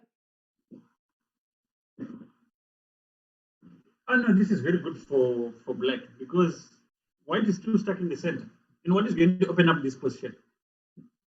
There's a nice game of Kasparov against Karpov. White is very weak here. Yeah, but I don't know if Kasparov played the knight c6 variation. I think Kasparov played c6 and a6 and knight b7 and e5. I don't think Kasparov was part of this era with knight c6 and a6 and so on. Maybe yeah in there, but I can think of a very famous game that Karpov played the same-ish, and I think someone mentioned that I think it was Vlastimir Hort in his chess-based DVD. He mentioned that during this match, Karpov, if you guys remember this match, Karpov in this King's Indian game had all of his pieces on the back rank. Kasparov was pushing all of his pieces, his knights, his bishops, all of his major pieces were on the back. And one of the commentators mentioned that it seems like Karpov is starting the board, he's repacking the board for the next game already, with that visuals in mind. So now, look, knight e5, knight c4. I mean, take on d5. So b5 is a bit weak. There's pressure on d5 as well. So black can crunch on d5, but the knight is pinned. The knight is pinned over there on f6. So black immediately he rushes to get rid of the pin. h6, very interesting, because now h6 is not supported well enough. But if white captures on h6, then perhaps knight takes e4. Is that the tactic? Bishop takes h6, knight takes e4 with maybe a possible queen h4 check. Typical King's Indian stuff. So white declines the pawn. So I think my answer to Milky Shek is I like Carlsen's games. Magnus Carlsen. Aha. So you say if Scariest name had to bet on this subject maybe 10 years ago, then he would have been correct. Name is just based on the fact that he knows that I used to like Kramnik. Okay, all right. So basically, if you had to argue about this matter, then my argument would be kaput. Exactly. Yeah. Zero. Yeah, I think so. Yeah. Okay, so now the thing is with the King's Indian and these setups is like you can't play them both ways. You can't play them dynamically and statically. Uh-huh. You have to stick to your guns. Now, White is going to try and catch up on development and he's going to get caught on tactics. Yeah, the E3 bishop is already creaking a bit over there, so that's why White played bishop F2. D5 pawn also seems a bit weak. Black seems to be in control with the B5 square. What I'm saying, it's like and knight C4. Oh, ouch! This is hurting now. White is not even castled yet, and he needs to find a safe place for his queen with a lot of pressure on the E file. Now bishop F5 is a potential problem. Bishop F5. For instance, knight X. Maybe knight X. Maybe not quickly, but somehow. Let's see, what can black do? Knight H5, very nice move. Knight to F4 coming. Knight to F4, again pestering the queen, and it would hit the bishop on E2, and it would keep an eye on G2. Many possibilities. So you see, if I was Shabier second, I would have said to him, avoid playing a position like this as well. Yeah, definitely. So now here, bishop H3, just keeping the king in the center, looks okay. Yeah, bishop H3. Yeah, but there's problems obviously with this B5 pawn perhaps. But knight A3 is hanging, but you don't want white to castle. What about? Oh, no, that doesn't work. Knight B2. Whew. Now Watu is dancing around with his knights right now. And the queen has to stay on E2, you see, protecting.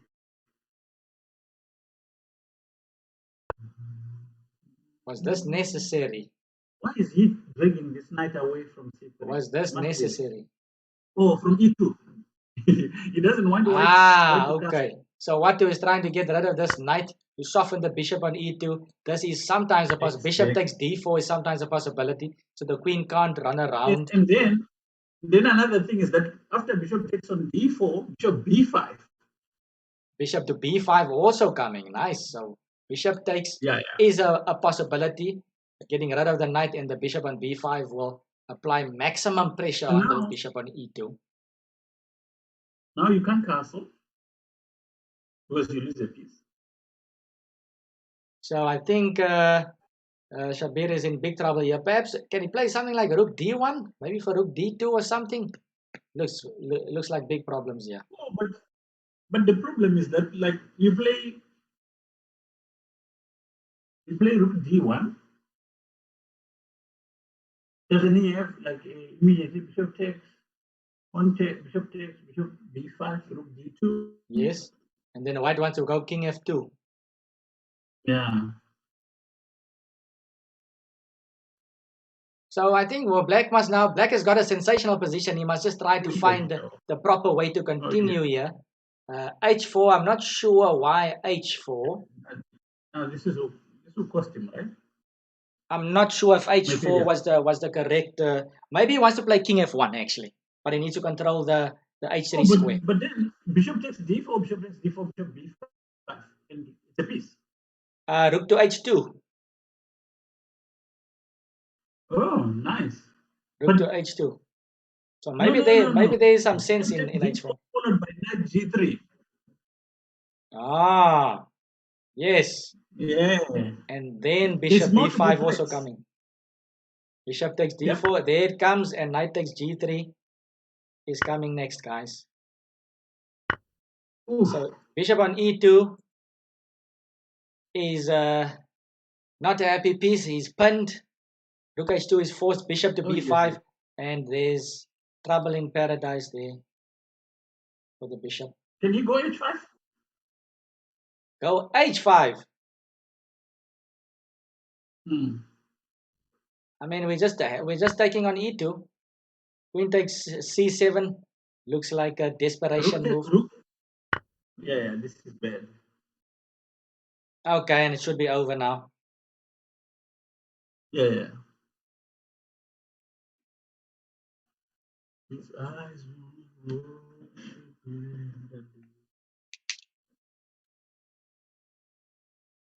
Mapuve. But this is a masterclass. This is the kind of games that make you want to play the Kings Indian, right? Yeah, of course. I mean, I've played a fair share of Kings Indian games with Watu as well, and he knows how to handle these dynamic positions. It suits his style perfectly. So yes, definitely something to look in the past 5 to look years, at. I've lost one game. 5 years I've lost 2 games in the Kings Indian. One to Lyndon, one to Watu. You playing with the white pieces? Yeah. I hardly lose with the Kings Indian as white. Okay, all right. Maybe something that the viewers must take note of. So Laparot is asking what variation did White play? Did Shabier play? Shabier played the same-ish with Bishop to G5. Yeah. Okay, now technique, right? Yes. Yeah, I don't think much technique is required. You must just keep your eyes open. Ooh, he's not going to like this.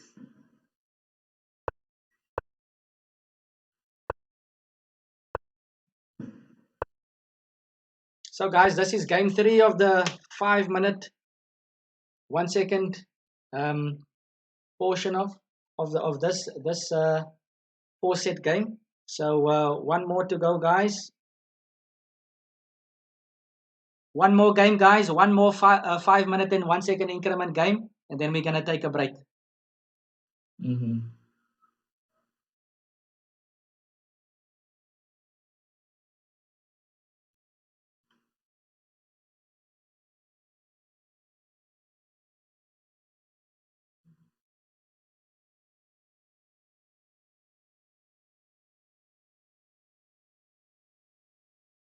Shabier, are we ready to go?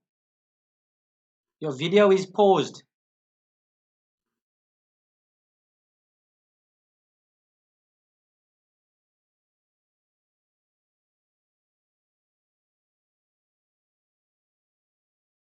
Hi Shabier, can you hear me? What do I can't hear you? Can you maybe unmute? Shabier, can you also unmute? Oh, Kelvin, can you hear me? Yes, and I can hear you now. Shabier's phone was saying, what was it saying? Battery low. Do you have Mo's number? Oh, there's Shabier. Yes, I've got Mo's number. I can phone Mo quickly. Maybe you can video call. But that's it. Okay, Mo, can I? Guys, Shabier, can I phone Mo on his phone, or are you guys gonna charge the phone? All right. So he's just plugging in Watu. So we've got one more game. One more 5-minute, 1 second increment game. Then we're gonna take a 5-minute breather again. Okay. All right. As soon as you're ready, you guys can start.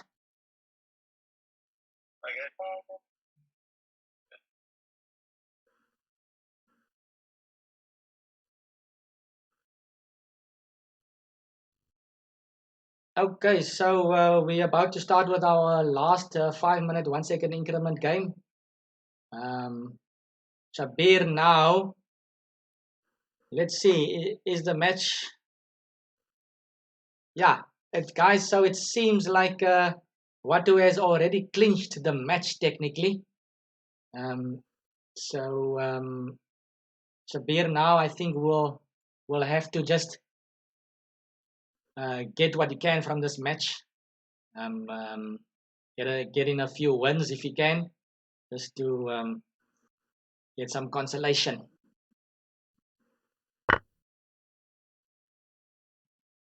Okay, so what happened over here now? What type of opening was this? Let's actually go back.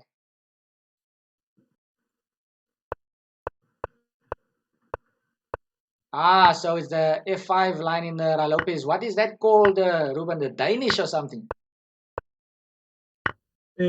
Oh my word! So Watu sacks the piece. I think I saw them playing this in the league. Is it in the league? Yeah. So this is a crazy line. What is it called? Crazy line. I don't know what's going on here at all, but I've seen these two guys play this line in the league as well, so there must be some theory to it. There is, yeah. So do you have any evaluation, or who does this favor? Oh, Shabier lost that game. I'm not sure why he's repeating it. Yeah, maybe he's got something up his sleeve, but okay, that's considering the tournament situation and the flow of things. I mean, this is at least going into some chaos, like we mentioned before. Listen, if you've worked with Watu, you know when he knows something, he really knows it. So I mean, like that piece which was sacrificed, it doesn't look like it was sacrificed because I wouldn't want to be black here. But Shabier believes he can defend this position. I do not understand.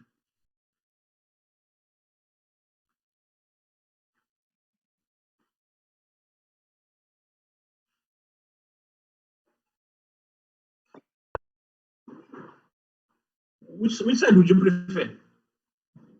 Oh well, I would prefer white here just by the looks of it. I don't like my king being so open. But this seems like a Shabier position, though. This seems like a Shabier position. I know, but the thing for me is that yes, I might be able to find the moves, and that's kind of what is me. Yeah, I don't know if you can. Thank you. Okay, I can't really see this so clearly. Thank you very much for following. It's DER at the end. Yes, Sliman. Yes, I think it's a Sliman variation. Yes. Vero asked me a question there. He says, which one is my favorite Bleach character? Do you watch Bleach? I think I watched all of Bleach. Okay.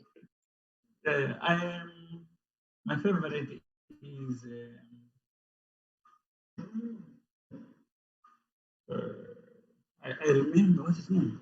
Watu is going low on time here, by the way. He's tanking. He's getting almost to 2.5 minutes. I understand why, because it's very difficult to decide whether to take the rook or to take on e6 and keep the king in the center. Say again? My bench is low. Okay, it's fine. Watu, you can continue without it for now. Just play. I'm just gonna put it inside the mic, the thing here. All right, but you focus on the game. Don't worry about this now. Okay.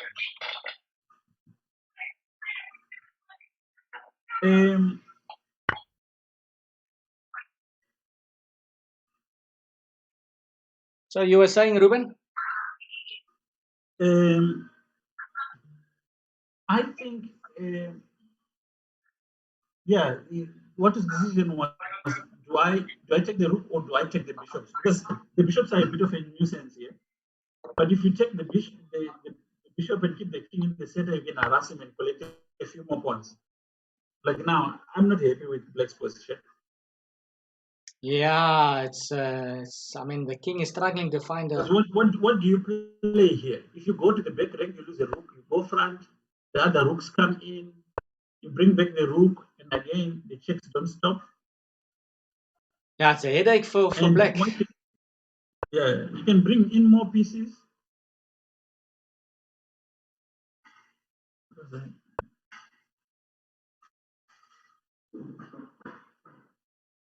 So let's take a count here. So white has 3 pawns for the piece. And in open position. And f6 is creaking already. The bishop on d6 is not going to do anything on that diagonal. And yeah, it's not looking so nice for black. h5 may be the only hope of opening up some lines. Welcome, Lolder. Thank you very much. I see you were the last follower. Thank you for following, Lolder. Thank you for joining in. The match score, Watu has already clinched the match. So we're playing the last game of the 5-minute 1 second increment portion. We've got 4 games left of 3 minute and 1 second increment. But Shabier struggling to get on the scoreboard. So my favorite Bleach character is Byakuya Kuchiki. Okay, if you ask me to repeat that, I might just say something completely different. So it sounds like you need to have some qualification, a black belt or something to be able to pronounce that. Tell me something. Do you know a lot of other chess players that watch Bleach? Is this a chess community thing or is it just a Bleach thing?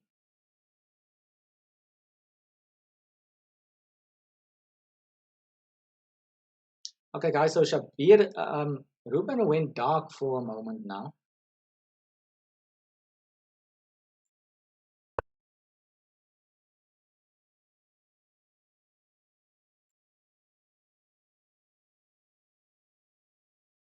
So let's continue so long without Ruben while he sorts that out.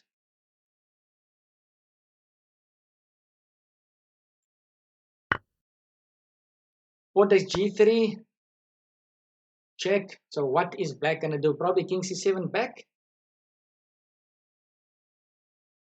Yeah, definitely don't want to be playing black here. But I mean, white can't recapture with the h pawn. There's a mate threat, and f takes will slightly open up the white king as well. So this is might be something in here for black if he can just get out of all these checks. White still needs to get his rooks into the game, and it seems like white is just going to repeat moves. White may be realizing that his king is in trouble.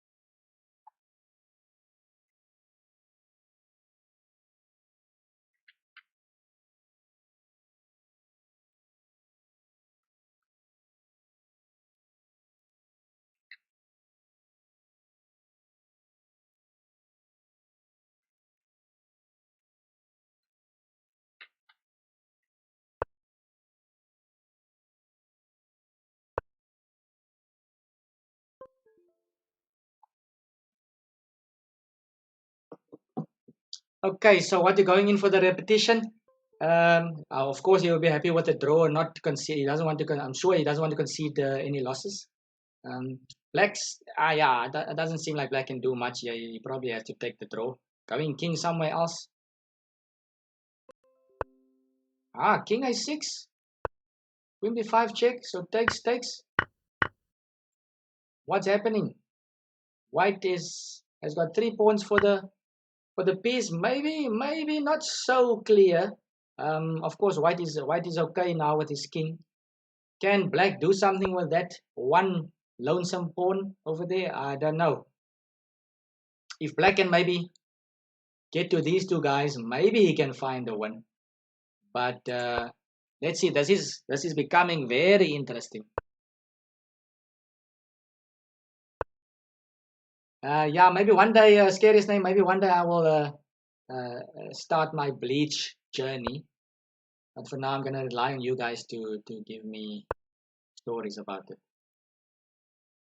So both guys now less than 40 seconds, and it's getting tense. 1 second increment. Doesn't seem like can white play? No, white probably couldn't exchange the rooks. The rook to h1.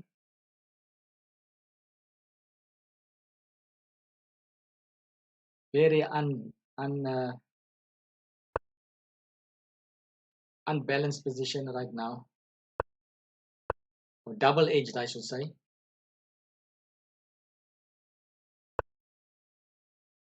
Rook to c8, hitting c3, c4. Now the dark squares are starting to become weak.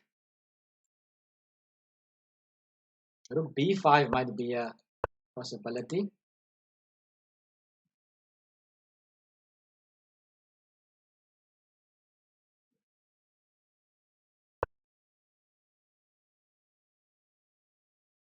Yeah, so Shabier definitely got out of trouble over there. And if he could get to this b3 pawn somehow, that would It would be useful. Does the exchange of rooks do black any good? White pawns can start running. Those pass pawns can start to become very dangerous. So black is hunting that b3 pawn. Don't think he's gonna get it on the light square. Good technique by white. He's just simply pushing and it's over. All right. Okay. Nice games, guys. So we're having another 5-minute break. Then we will continue with the last 4 games of 3 minutes with 1 second increment. Any comments on the game? Any one of you two?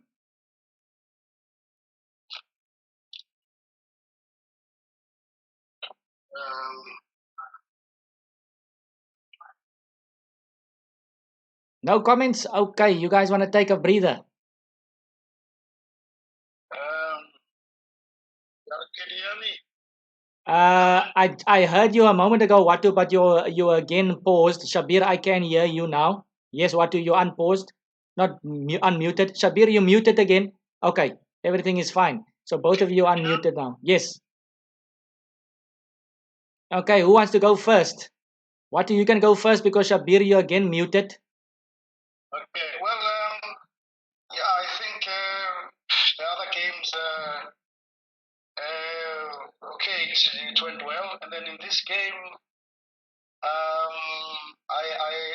went into this line. Actually, I had this game against Sheps in the league.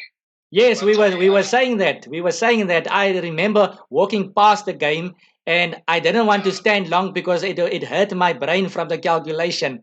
So you guys went into that dispute again. The problem is that I forgot my preparation. Okay. And Shabier, were you also seemed quite willing to go into it. So did you have something new in store, or what was your idea about going into that? Can you hear me? Yes, I can hear you. Yes, I can hear you. Yeah, look, I could take a draw, but I thought I could still play on. Watu was going to go for a perpetual, isn't it, Watu? Yeah, of course. Yeah, of course. Yeah. So I mean, you've got nothing to lose, so it makes complete sense. In blitz, you have to know the theory.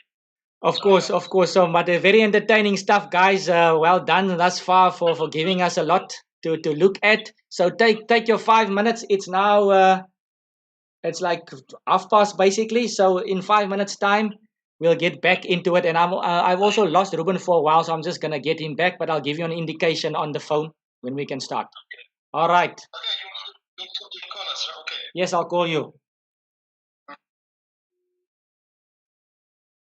All right, everybody. So there's a few words from both players. One last section left. The 3 minute 1 second increment phase of the game. So let's just take a breather quickly, and we will see you in 5 minutes. Don't go away.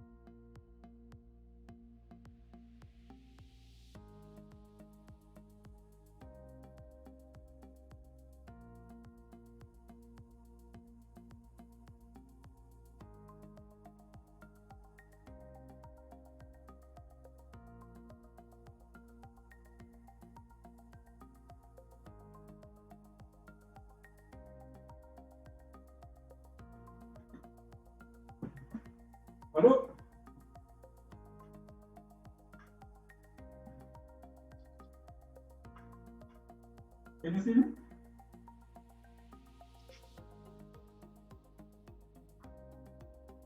Yes, I hear you. I'm not sitting on the chair. I'm coming up. Looks like what lost.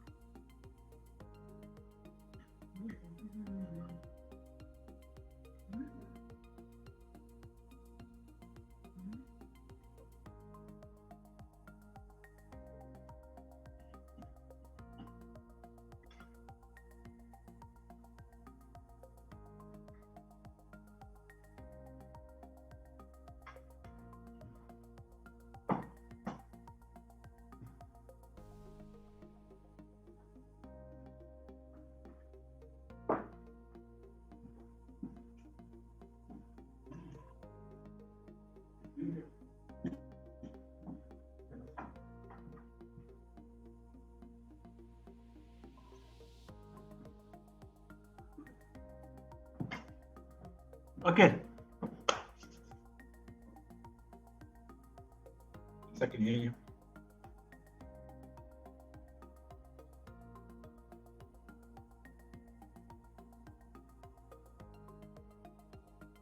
So Shabier lost that game.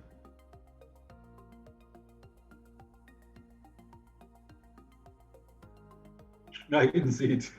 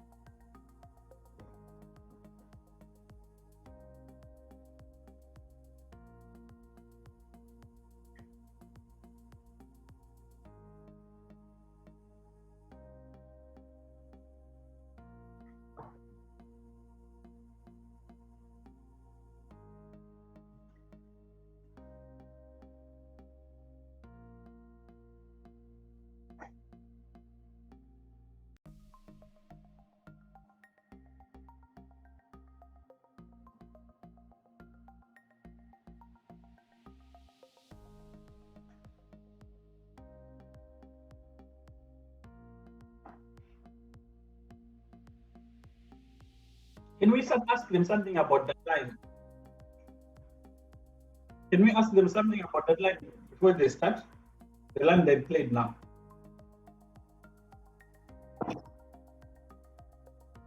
Yeah. Oh, okay.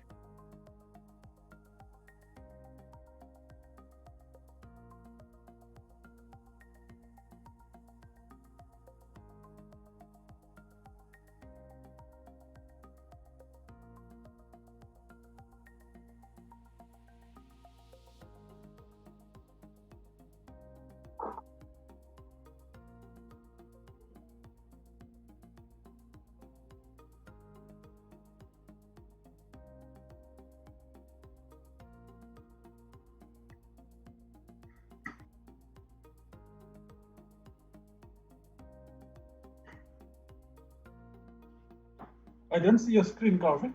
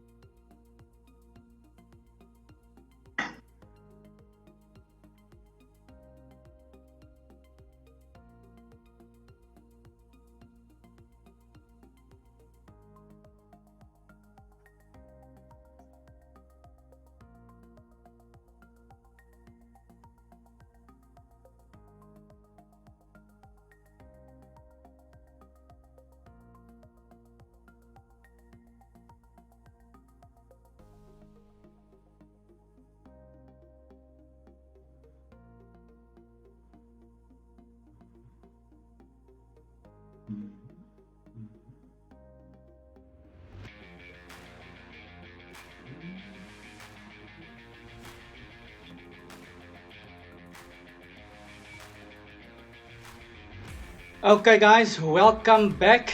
And just to take a look at the score, Watu has not dropped a single point yet. It's been an up and down battle in some of the games. Shabier definitely had his chances here and there to get onto the scoreboard, but not for him right now. So currently, Watu is on 8 points. He won the rapid section, 2 rapid games to score 4 points from that. He's cashed in over there, and then he scored 4-0 in the 5 minutes and 1 second increment. So one last portion left. It is now down to the 3 minutes and 1 second increment mini match. Watu has already won the big picture, so he will be qualifying. But I'm sure Shabier will have something to prove in this mini match, the 3 minutes and 1 second increment. So let's get back to the arena.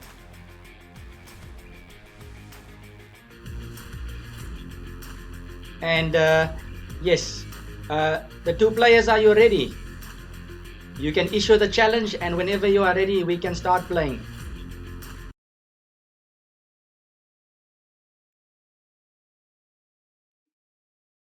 You guys can start.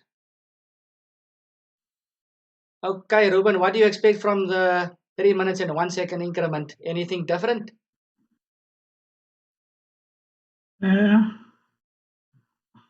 What is very competitive. So if he thinks he's broken Shabier in terms of psychologically, you keep on winning.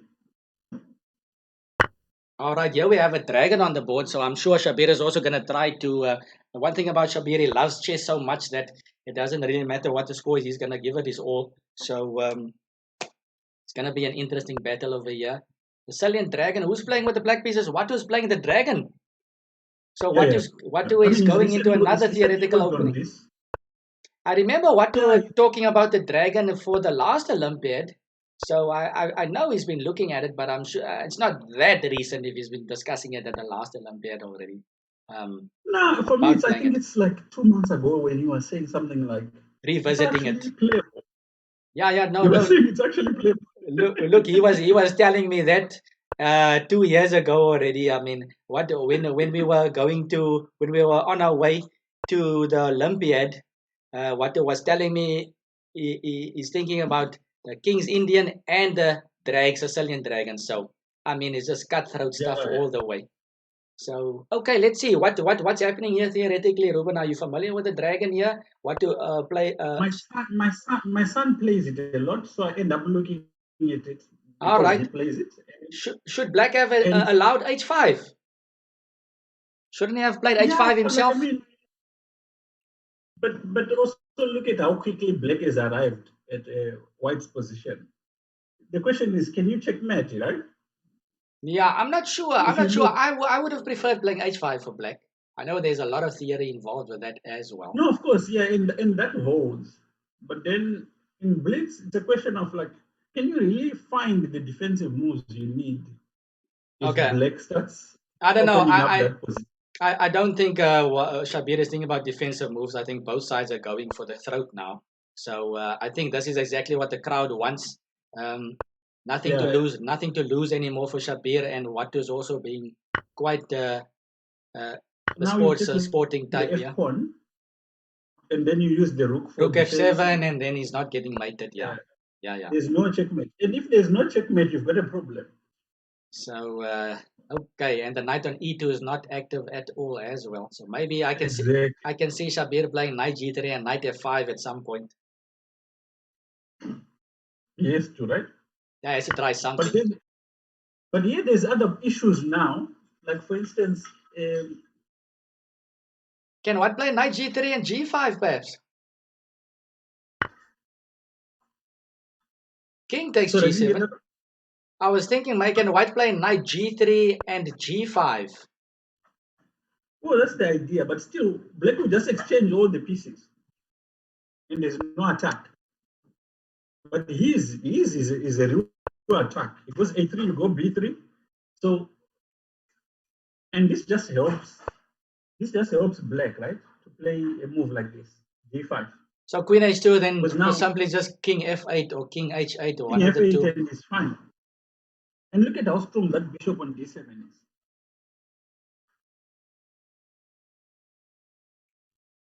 And for the rest of the game,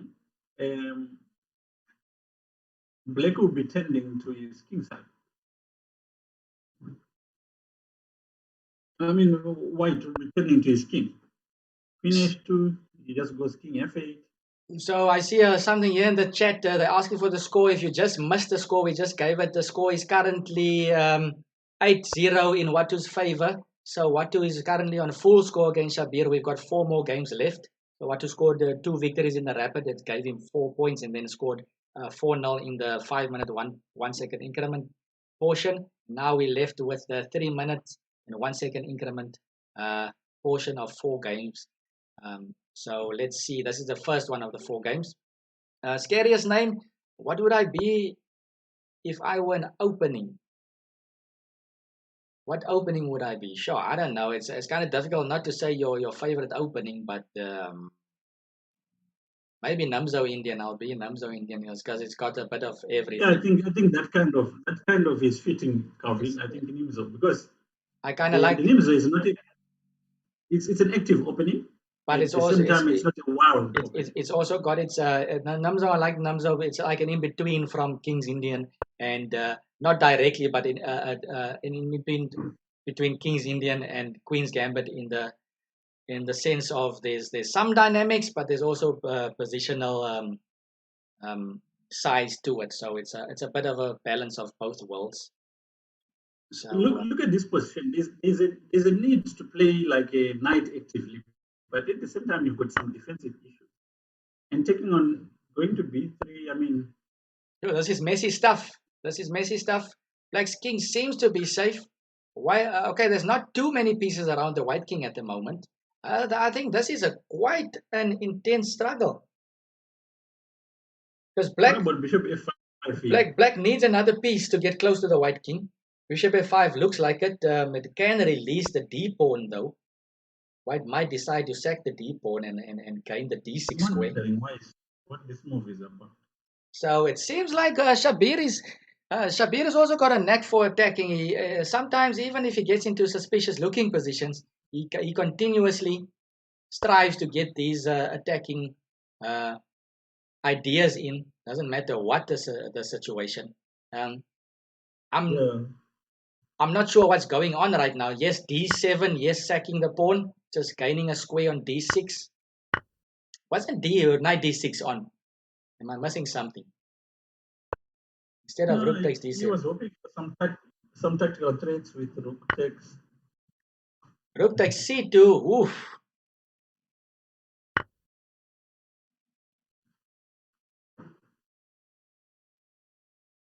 So is it training anything? Nothing, right? Really, right?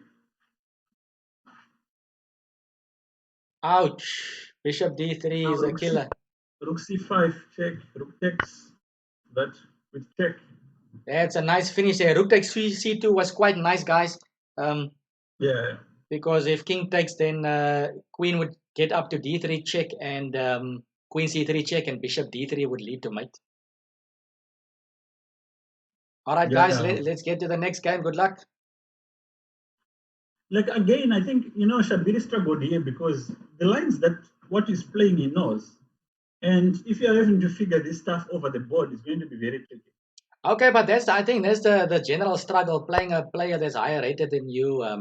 You have to choose very wisely because the knowledge that Watu has is going to be difficult to find something that you know that he doesn't know a bit at least as well. So that's why he's like, okay, these guys are going in for this again, Ruben. These guys are going for it again. And it's a weird line. I mean, he goes back, right? Look, this line, Ruben. I look at it from the black side. I don't want to look at it. I turn the board around. I look at it from the white side. I don't want to look at it either. I don't want to see this position from a player's point of view, but from a spectator's point of view, I'm loving it. Yeah, but this is a change now, right? Shabier didn't take on Watu didn't castle on the previous game. What did he play in the previous one? C3. Knight to C3. Ah.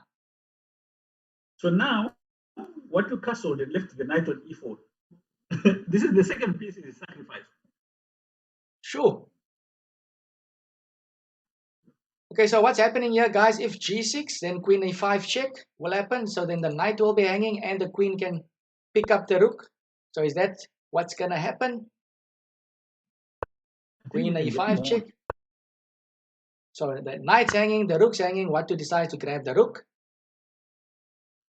So maybe bishop g7 and knight f6. Doesn't look good for black. Oh no. F6. Take with check. So black has got 2 pieces for a rook, eh? Yeah. But can't the queen get trapped here? Oh, you can't. Oh my word. So bishop d7 and rook h8 or bishop f5 and rook h8 could be a threat. But bishop h6, white can go bishop h6 though. Yeah, of course. So we can exchange. I think what's making life very good for white is this pawn on d6 perhaps.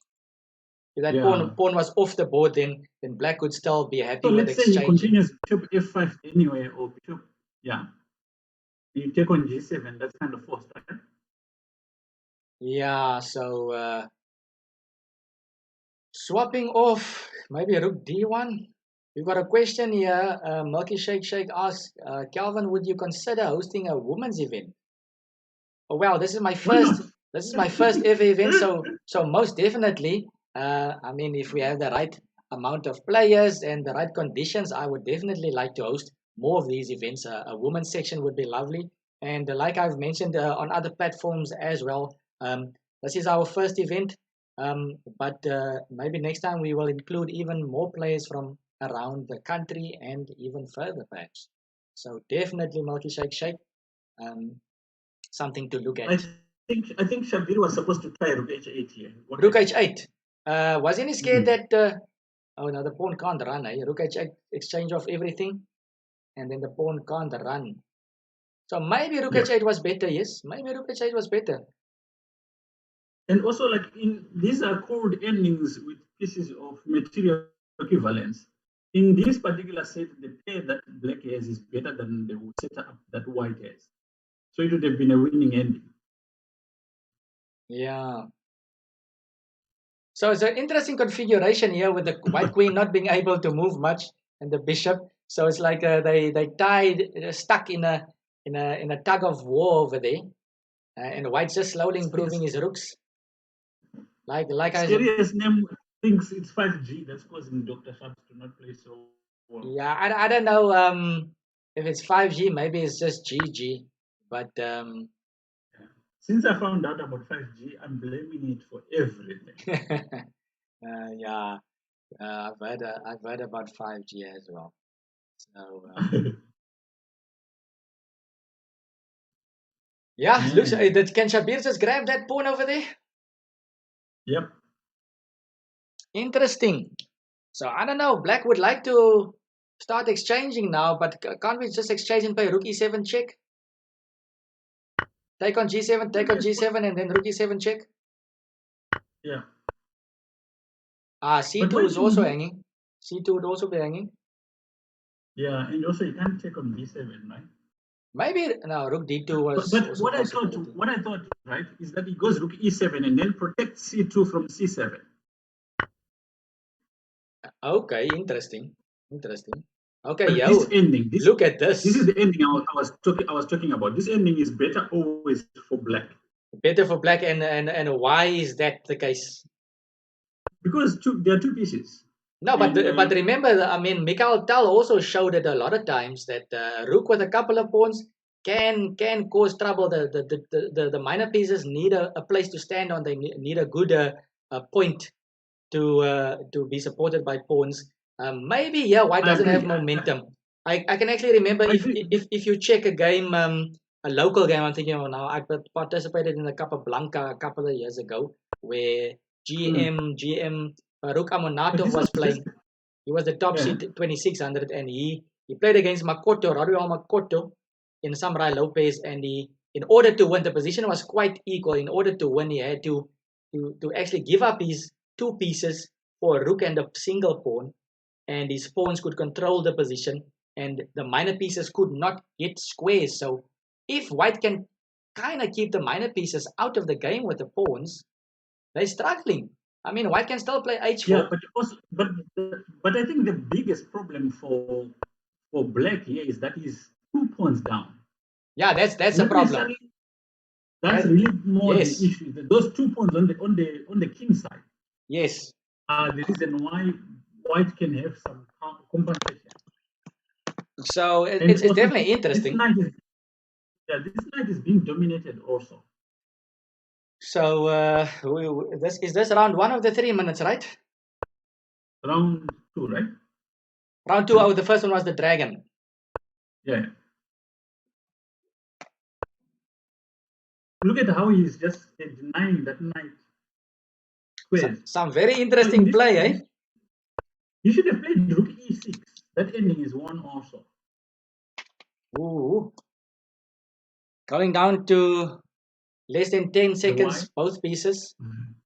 Yes, going down to the wire. Whoa, there's a bishop that drops. And Shabier. Rook g4. And it's game off. Okay. So Shabier had some problems there, and at the end with time as well. Okay, so wait, I was thinking that Watu had the black pieces. Shabier lost this game, right? Yeah, Shabier lost this. Yeah, I was thinking for a second there that Shabier got his first win. No. But I think one of the things that he's struggling with is that his technical play is not at the same level as what is, right? Just hang on, Ruben. What did you say, Shabier? Shall we start the next game? Yes, you've got 2 more games that you need to finish, then we're done. All right. Good luck. You can mute. Enjoying this. Yes, it's nice. You can mute your mic now. Okay, thanks. All right, guys. So 2 more games to go, and it's still 3 minutes and 1 second increment. Shabier just checking how many games are left. He says he's enjoying it still. So I mean, a true chess lover. So let's see. So I think it's time to flip the board around again. Yeah. Okay. So now we've got some sort of Rosalimo, right? I wanna. This opening is actually quite powerful. I wanna call this the 4 Knight Sicilian. I don't know what it's called, but it's Rosalimo with Knight C3. Yes. Yeah, of course. But when did white play Knight C3? Yeah, on move 3. Okay. So we're turning back into this Magnus Carlsen Fabiano Caruana world title match. Let's see if these guys who they support. Shabier is playing the Caruana side. The thing for black is that the moves run out here. For black. Okay. Obvious moves are not possible. But okay, I can see what is doing. He's going to turn it into like a King's Indian structure. Yeah, I mean that's part of your reasoning behind it. Magnus Carlsen also took a turn for some dynamic openings in the recent of times, and this was part of his repertoire. And Magnus has also tried some King's Indian structures as well in the past, so this makes complete sense. A5, probably a rook b8 should be played. I don't know about b5, c5 could be weak, but I don't know, maybe b5, maybe b5. I don't know. I remember a game I lost to Mabusela where he fleeced me on the queen side there after playing such an advance, I think. Were you playing with the white pieces? No, it's black. Oh, you were playing this from the black side. I've seen Mabu also play this with the black pieces once or twice. So, okay. I don't know which. Yeah, I've never been lucky to kind of get him to play his French against me. He's black. Say again? I've never been lucky to get him as white, and then he tests his French. So Watu plays the French, or you play the French? No. I'm just thinking of Mabusela. Sorry. Okay, cool. Yeah, no, Mabusela loves his French. There was a stage there where he played a lot of French, and now he's playing some E5 games as well. Yeah, knight. So this is what I was saying about this as black. It's like you kind of reach certain positions where your moves are not as obvious. So let's say he finishes with knight e6. What else can he do? If I was, F3 kind of makes sense. Take on F3, take, then knight D4, I guess. Yeah, knight D4 should be coming. Even though you know C3 is going to come, but for now it makes sense to just plug that hole. So the spectators are asking who's playing in the semi-finals. I've got a feeling I know who's playing against who, but I'm not gonna reveal it now.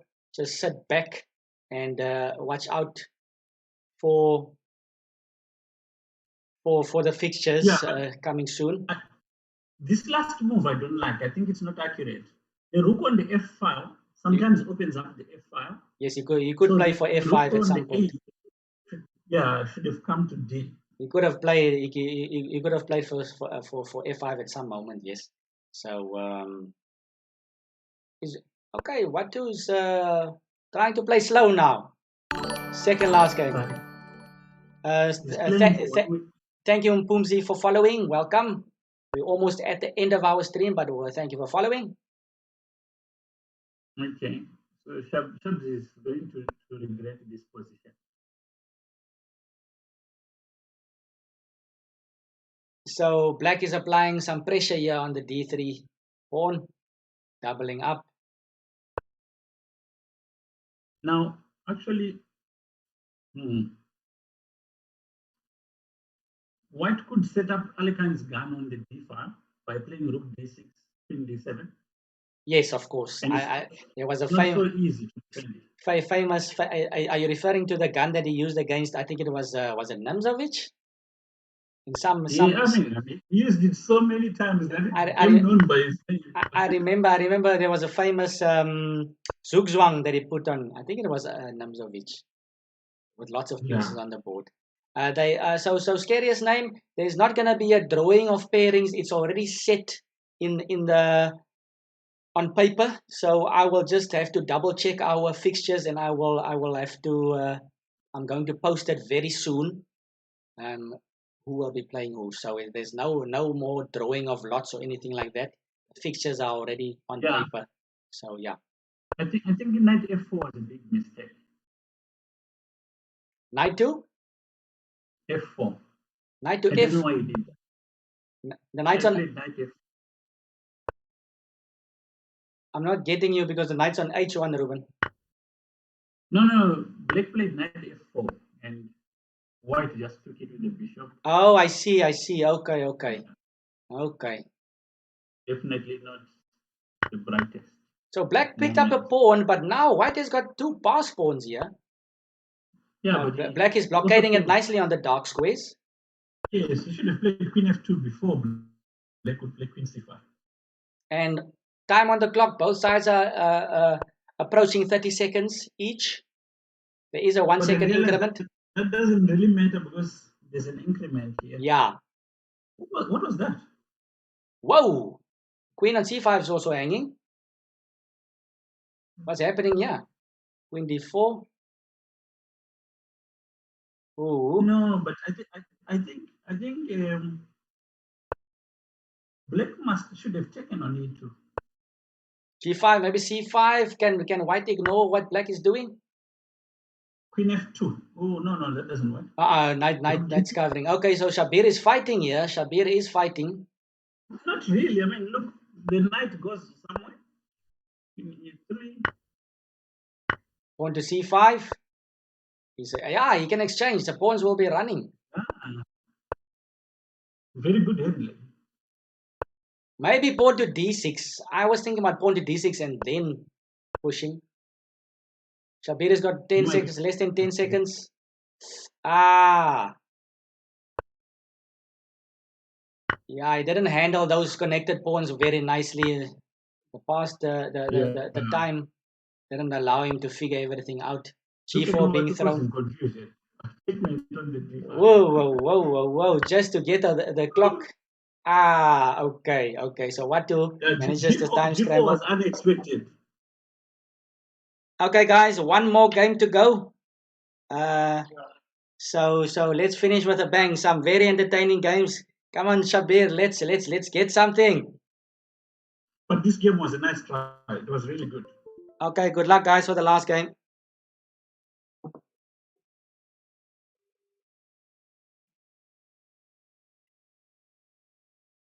Yeah, very entertaining. I think these guys just started playing very entertaining. Come closer to the end of the match. Let's view the rematch.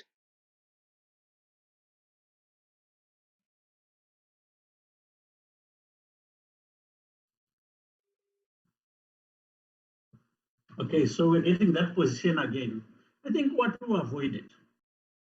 Bishop c4. Bishop c4 hasn't played, so we're going into knight f3, knight c6. Is Shabier gonna play bishop c4, bishop b5? He plays bishop c4. So we got a normal looking Italian. What is playing white? We got an Evans Gambit on the board. Oh, is Watu playing white? My word. Yep. Okay, so Watu is going here for some romantic chess last game. Might as well. So, what do you think about this setup here against the Evans Gambit, Ruben? No, this is quite solid for black. You just have to know when to play what. Isn't there at some point the black needs to play queen d7 after queen b3, something like that? There's some slight, some awkward move that you need to play. If white plays queen b3, but I saw Carlsen handling it a bit differently a couple of weeks ago, 3 weeks ago. He was playing around with it and he showed a different way of handling it. But he wasn't getting an advantage, so it wasn't something to go. But it was okay. It was Carlsen. Check on e5 is not accurate. You take with the knight. So what's happening here? You were supposed to take with the knight. Yeah, then his structure would be fine. Yeah, he takes with the knight and then he plays the bishop to e6, right? Now, like, it's just bad for black. Yeah, his king is a bit stuck now. Knight d6 makes sense. Rook d1. Rook d1, maybe king e7, maybe what? Bishop e6 or something. No, just bishop b3. Or bishop h5 again. But bishop b3 makes sense. D5. Bishop d5 looks good to me. Yeah, it's very active. But like Shabier doesn't know when to stop. Bishop takes c6. Okay. No, there's no point, right? But this is good. I mean, wouldn't you like to have white's position here? Okay, white is a pawn down. Maybe that's a point of concern, and he might have to lose another pawn. Yeah, to get the knight out. To get the knight out, yeah. So I'm not too convinced yet by white's play. Look at this line: knight d2, bishop c3, rook c1. Okay, but why do we need to take on c3? We can maybe develop another piece, try to get out of trouble here. Yeah, but if you don't take on c3 and he plays knight e4, it's just much better, right? c4. But this is not. This is weird. I'm not completely convinced here. Yeah, no, this is suspect. Why c4? He wants to develop the knight. He wants to develop the knight without losing the pawn. That's the only thing that I can see. But I think you should have given up that pawn since you've already started going in that direction. Now bishop d5 check. Shabier should not try to hide his king. He should keep his king where it is. It was safe. Knight d2. Maybe rook b1 also coming. Yeah, but this makes the position good for white again, right? Yeah, the e5 pawn might be a concern, but I can't really put my finger on this evaluation right now. I mean, I can still see black being a pawn up. But those bishops. Let's say, for instance, white plays knight. Well, this is suspect, but knight e4 I thought was a better move. Sure. Watu is not worried about his structure. He's going for play. Is okay. Is this Shabir's chance to get on the scoreboard? I would be after on Shabiri's side on this one. Let's see. Let's see. But then Shabiri gets this position. It's a technical position, and he should be just making moves to complete development, something like QF4 or I don't know. You know what I'm saying? Yes, I get you, but now the thing is, I don't see much that Black can do in any event except consolidate. I mean, sometimes. Exactly, but that's what Shabiri doesn't want to do. He doesn't want to play that position. Now he's thinking a lot. He's going to be in time trouble. Yes, that might be his main problem. Yes, the time, because he wants to look for something else. And what is just making moves? Yes, they are not accurate. He's making them. Rook H8. I mean. Oh, okay. Couldn't Bishop takes E? Wasn't Bishop takes E5 better? No, like you see what I'm saying. Like these lines that is opening is going to regret them because I was liking Bishop takes E5 instead of Bishop takes F2. Yes, and what is good bishops? Yeah, now the bishops are starting to look good, and there the rook drops, and yeah, okay. That now something else will drop. Bishop takes, and then you pin the bishop. So rook F1 was technically correct, right? That looks good, yeah. Yeah, still it is. Look at that.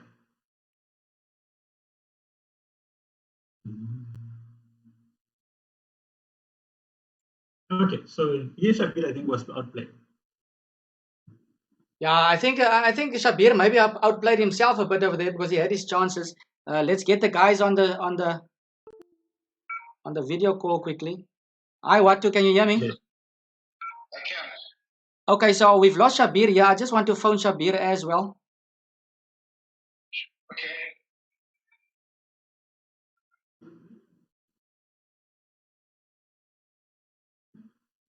So congratulations, Watu, on an excellent performance. You started the tournament in sublime form, it seems. So the first match with a full score on your name. So wow. Okay, so we're just calling Shabier here. Hopefully Shabier will pick up. I don't know if it's his battery or something because during the game it kind of went off. Might be his battery. Can call Mo maybe. Yeah, let's try Mo actually.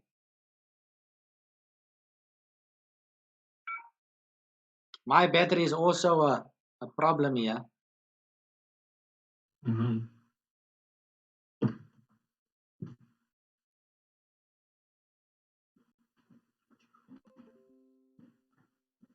Well, I think Vero is suggesting knight d4 after c4. That must have been in the Evans, I think.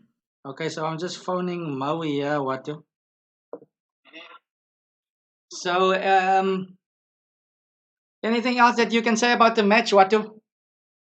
For the people out here, we still live here. So, anything else that you can say about?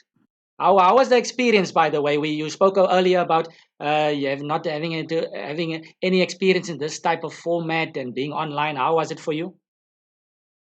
Yeah, look, I mean, in the beginning, it's obviously very,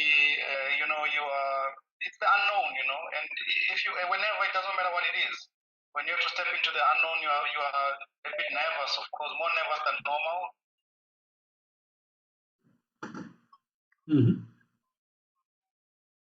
All right, thanks, Shabier. Thank you for playing.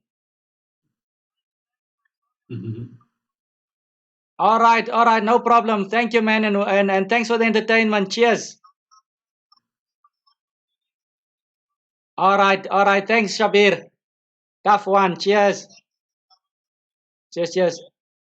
Okay, so Shabier interrupted here now. I thought he would join the call. Hopefully, Watu is still over there. Shabier says his battery is almost done. Sorry, Watu, Shabier phoned and I pressed the wrong button here. I thought he was joining the call, but it was a separate call. So you were saying that yeah, something new. It's always a bit scary, but I think you adapted afterwards. So you started playing more swiftly than compared to the first games. You were not so crisp at the end of the game, time wise. But now you started playing a bit more freely, I think. Yes. It of course also helps that one has got points on the board. Then I started feeling a little bit like the chains were off.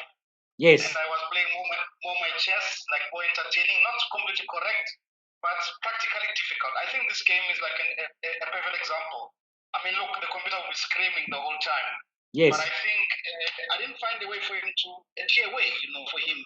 He's got this pawn, but his pieces are not coordinating, this king, and I kind of enjoyed it. It was a very nice last game. Myself and Ruben, we were actually discussing. Ruben was suggesting knight d2 and just leave the pawn on c3 hanging. Let him take another pawn, and after bishop takes c3, then the rook c1, and just continue in that spirit. So c4 was a bit. It looked like a move that I would play. So it seems like you were mixing it up over there, but very entertaining chess. Ruben, do you perhaps have any questions for Watu?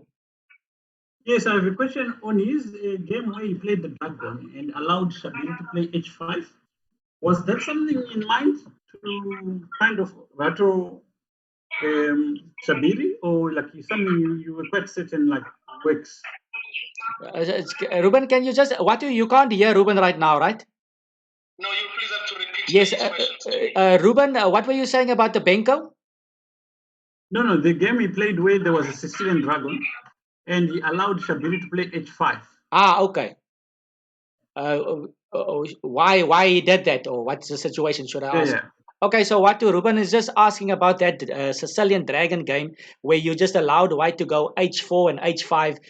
Isn't black supposed to play h5 himself to stop that initiative on that side, or did you look at that before once upon a time and see that okay, maybe this was something more interesting to play in the moment? Yeah, well, for me, the thing is that every time I play the dragon, I allow this h4, h5. And the reason why I allow it is that theoretically it's frowned upon, but I've played as white, my whole life against the Sicilian. Yes. And against tricky players, I noticed that, if you play h4, h5, I mean, I've played many games, in Gauteng, when, there were a few guys growing up who would play the dragon. I mean, Daniel Cordry, Nicholas van den Nat. Yes. These were the players you'd always meet on the circuit, and they would play the dragon almost all the time. Yes. And I realized that, as white, if you play this h4, h5, it's not that easy. I mean, if you cannot kick the knight away from f6, there's no mate, and if there's no mate, what do? You sacrifice more pawns, more pieces, which Shabier did, which is correct, but it's not easy because if I get my rook to f7 or either way, even if I can play sometimes, even if you check on h6 in some lines, and black can play king h8, then rook g8, rook g7. Yes. So we also notice, with the rook on the 7th rank, it's very difficult to mate. So you say that allowing h4 to h5 is definitely possible or playable for black. Some interesting play. I mean, it's playable. I think practically, look, I think if the guy knows you will play this a specific line, and they prepare for it, with an engine beforehand, I think they can find something that will knock you out. Yeah. I think even not just in blitz, but I think even in real play, there are many problems to solve. I think sometimes we take for granted the amount of things to solve over the board. Yes. And actually, what I just want to make an example of, you look at the last game in the Carlson Invitational tournament where Nakamura played Carlson. Yes. I mean, the Indian was screaming, for both players because, they were tired and they couldn't control, because they were tired. So it shows you, if they are not tired and they are on top form, there's so much they have to do to control the position.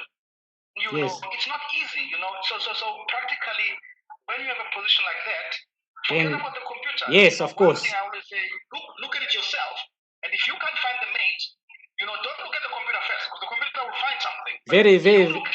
Very important point there, Watu. I agree with you. I mean, when you need to look at the practical side of it, especially when preparing these type of things for longer games as well. So a very important point there. So yeah, I think this was a quite a dominating display, Watu.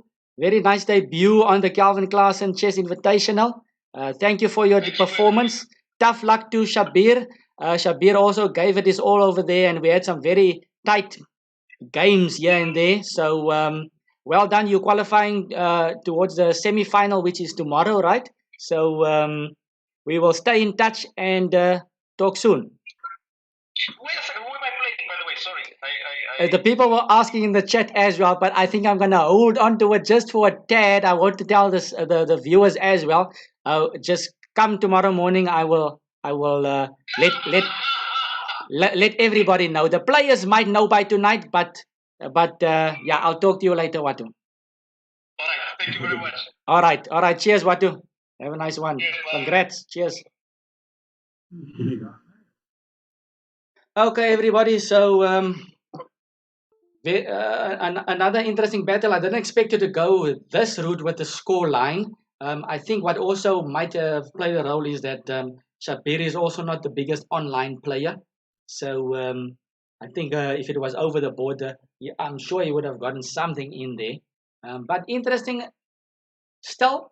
And let's just quickly run around to the scoreboard just to make sure everybody is clear on everything.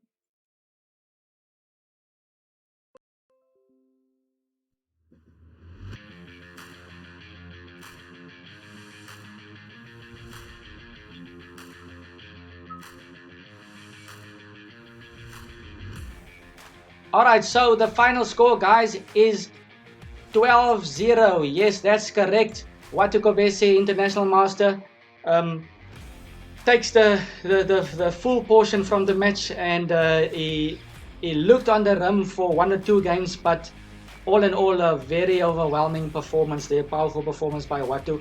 Tough luck to FIRE Master Shabier Bhawoodien.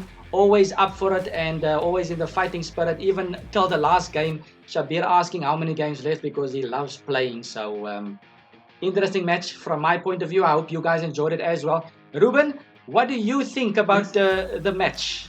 What can you tell us about the match? Your final conclusion. It was a fighting match. The result doesn't show that, of course. But I think on technical aspects, that's what failed Shabier, I think. All right. Quiet positions, he didn't play them well.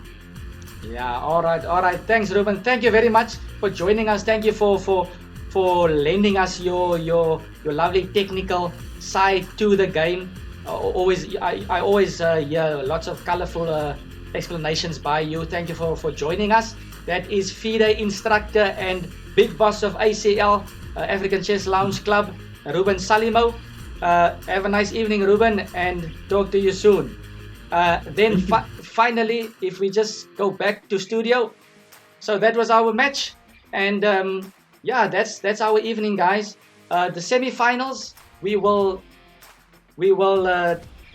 show who is playing who tomorrow very early, and I think it's gonna be a scintillating fixture. I think I've got an idea who's playing who already, so don't miss it. Look out for the advertisements, and tomorrow we are going to start, I believe, at 2 o'clock in the afternoon. So yeah, and then of course, if you haven't followed me yet, just check out the sign down there. It's twitch.tv/Calvin Klaasen Chess. And if you have any more questions or I'm also looking for online coaching, I'm available for online coaching as well. Mail me on calvinklaasen@yahoo.com. And I hope you guys enjoyed it. Cheers, everybody. See you.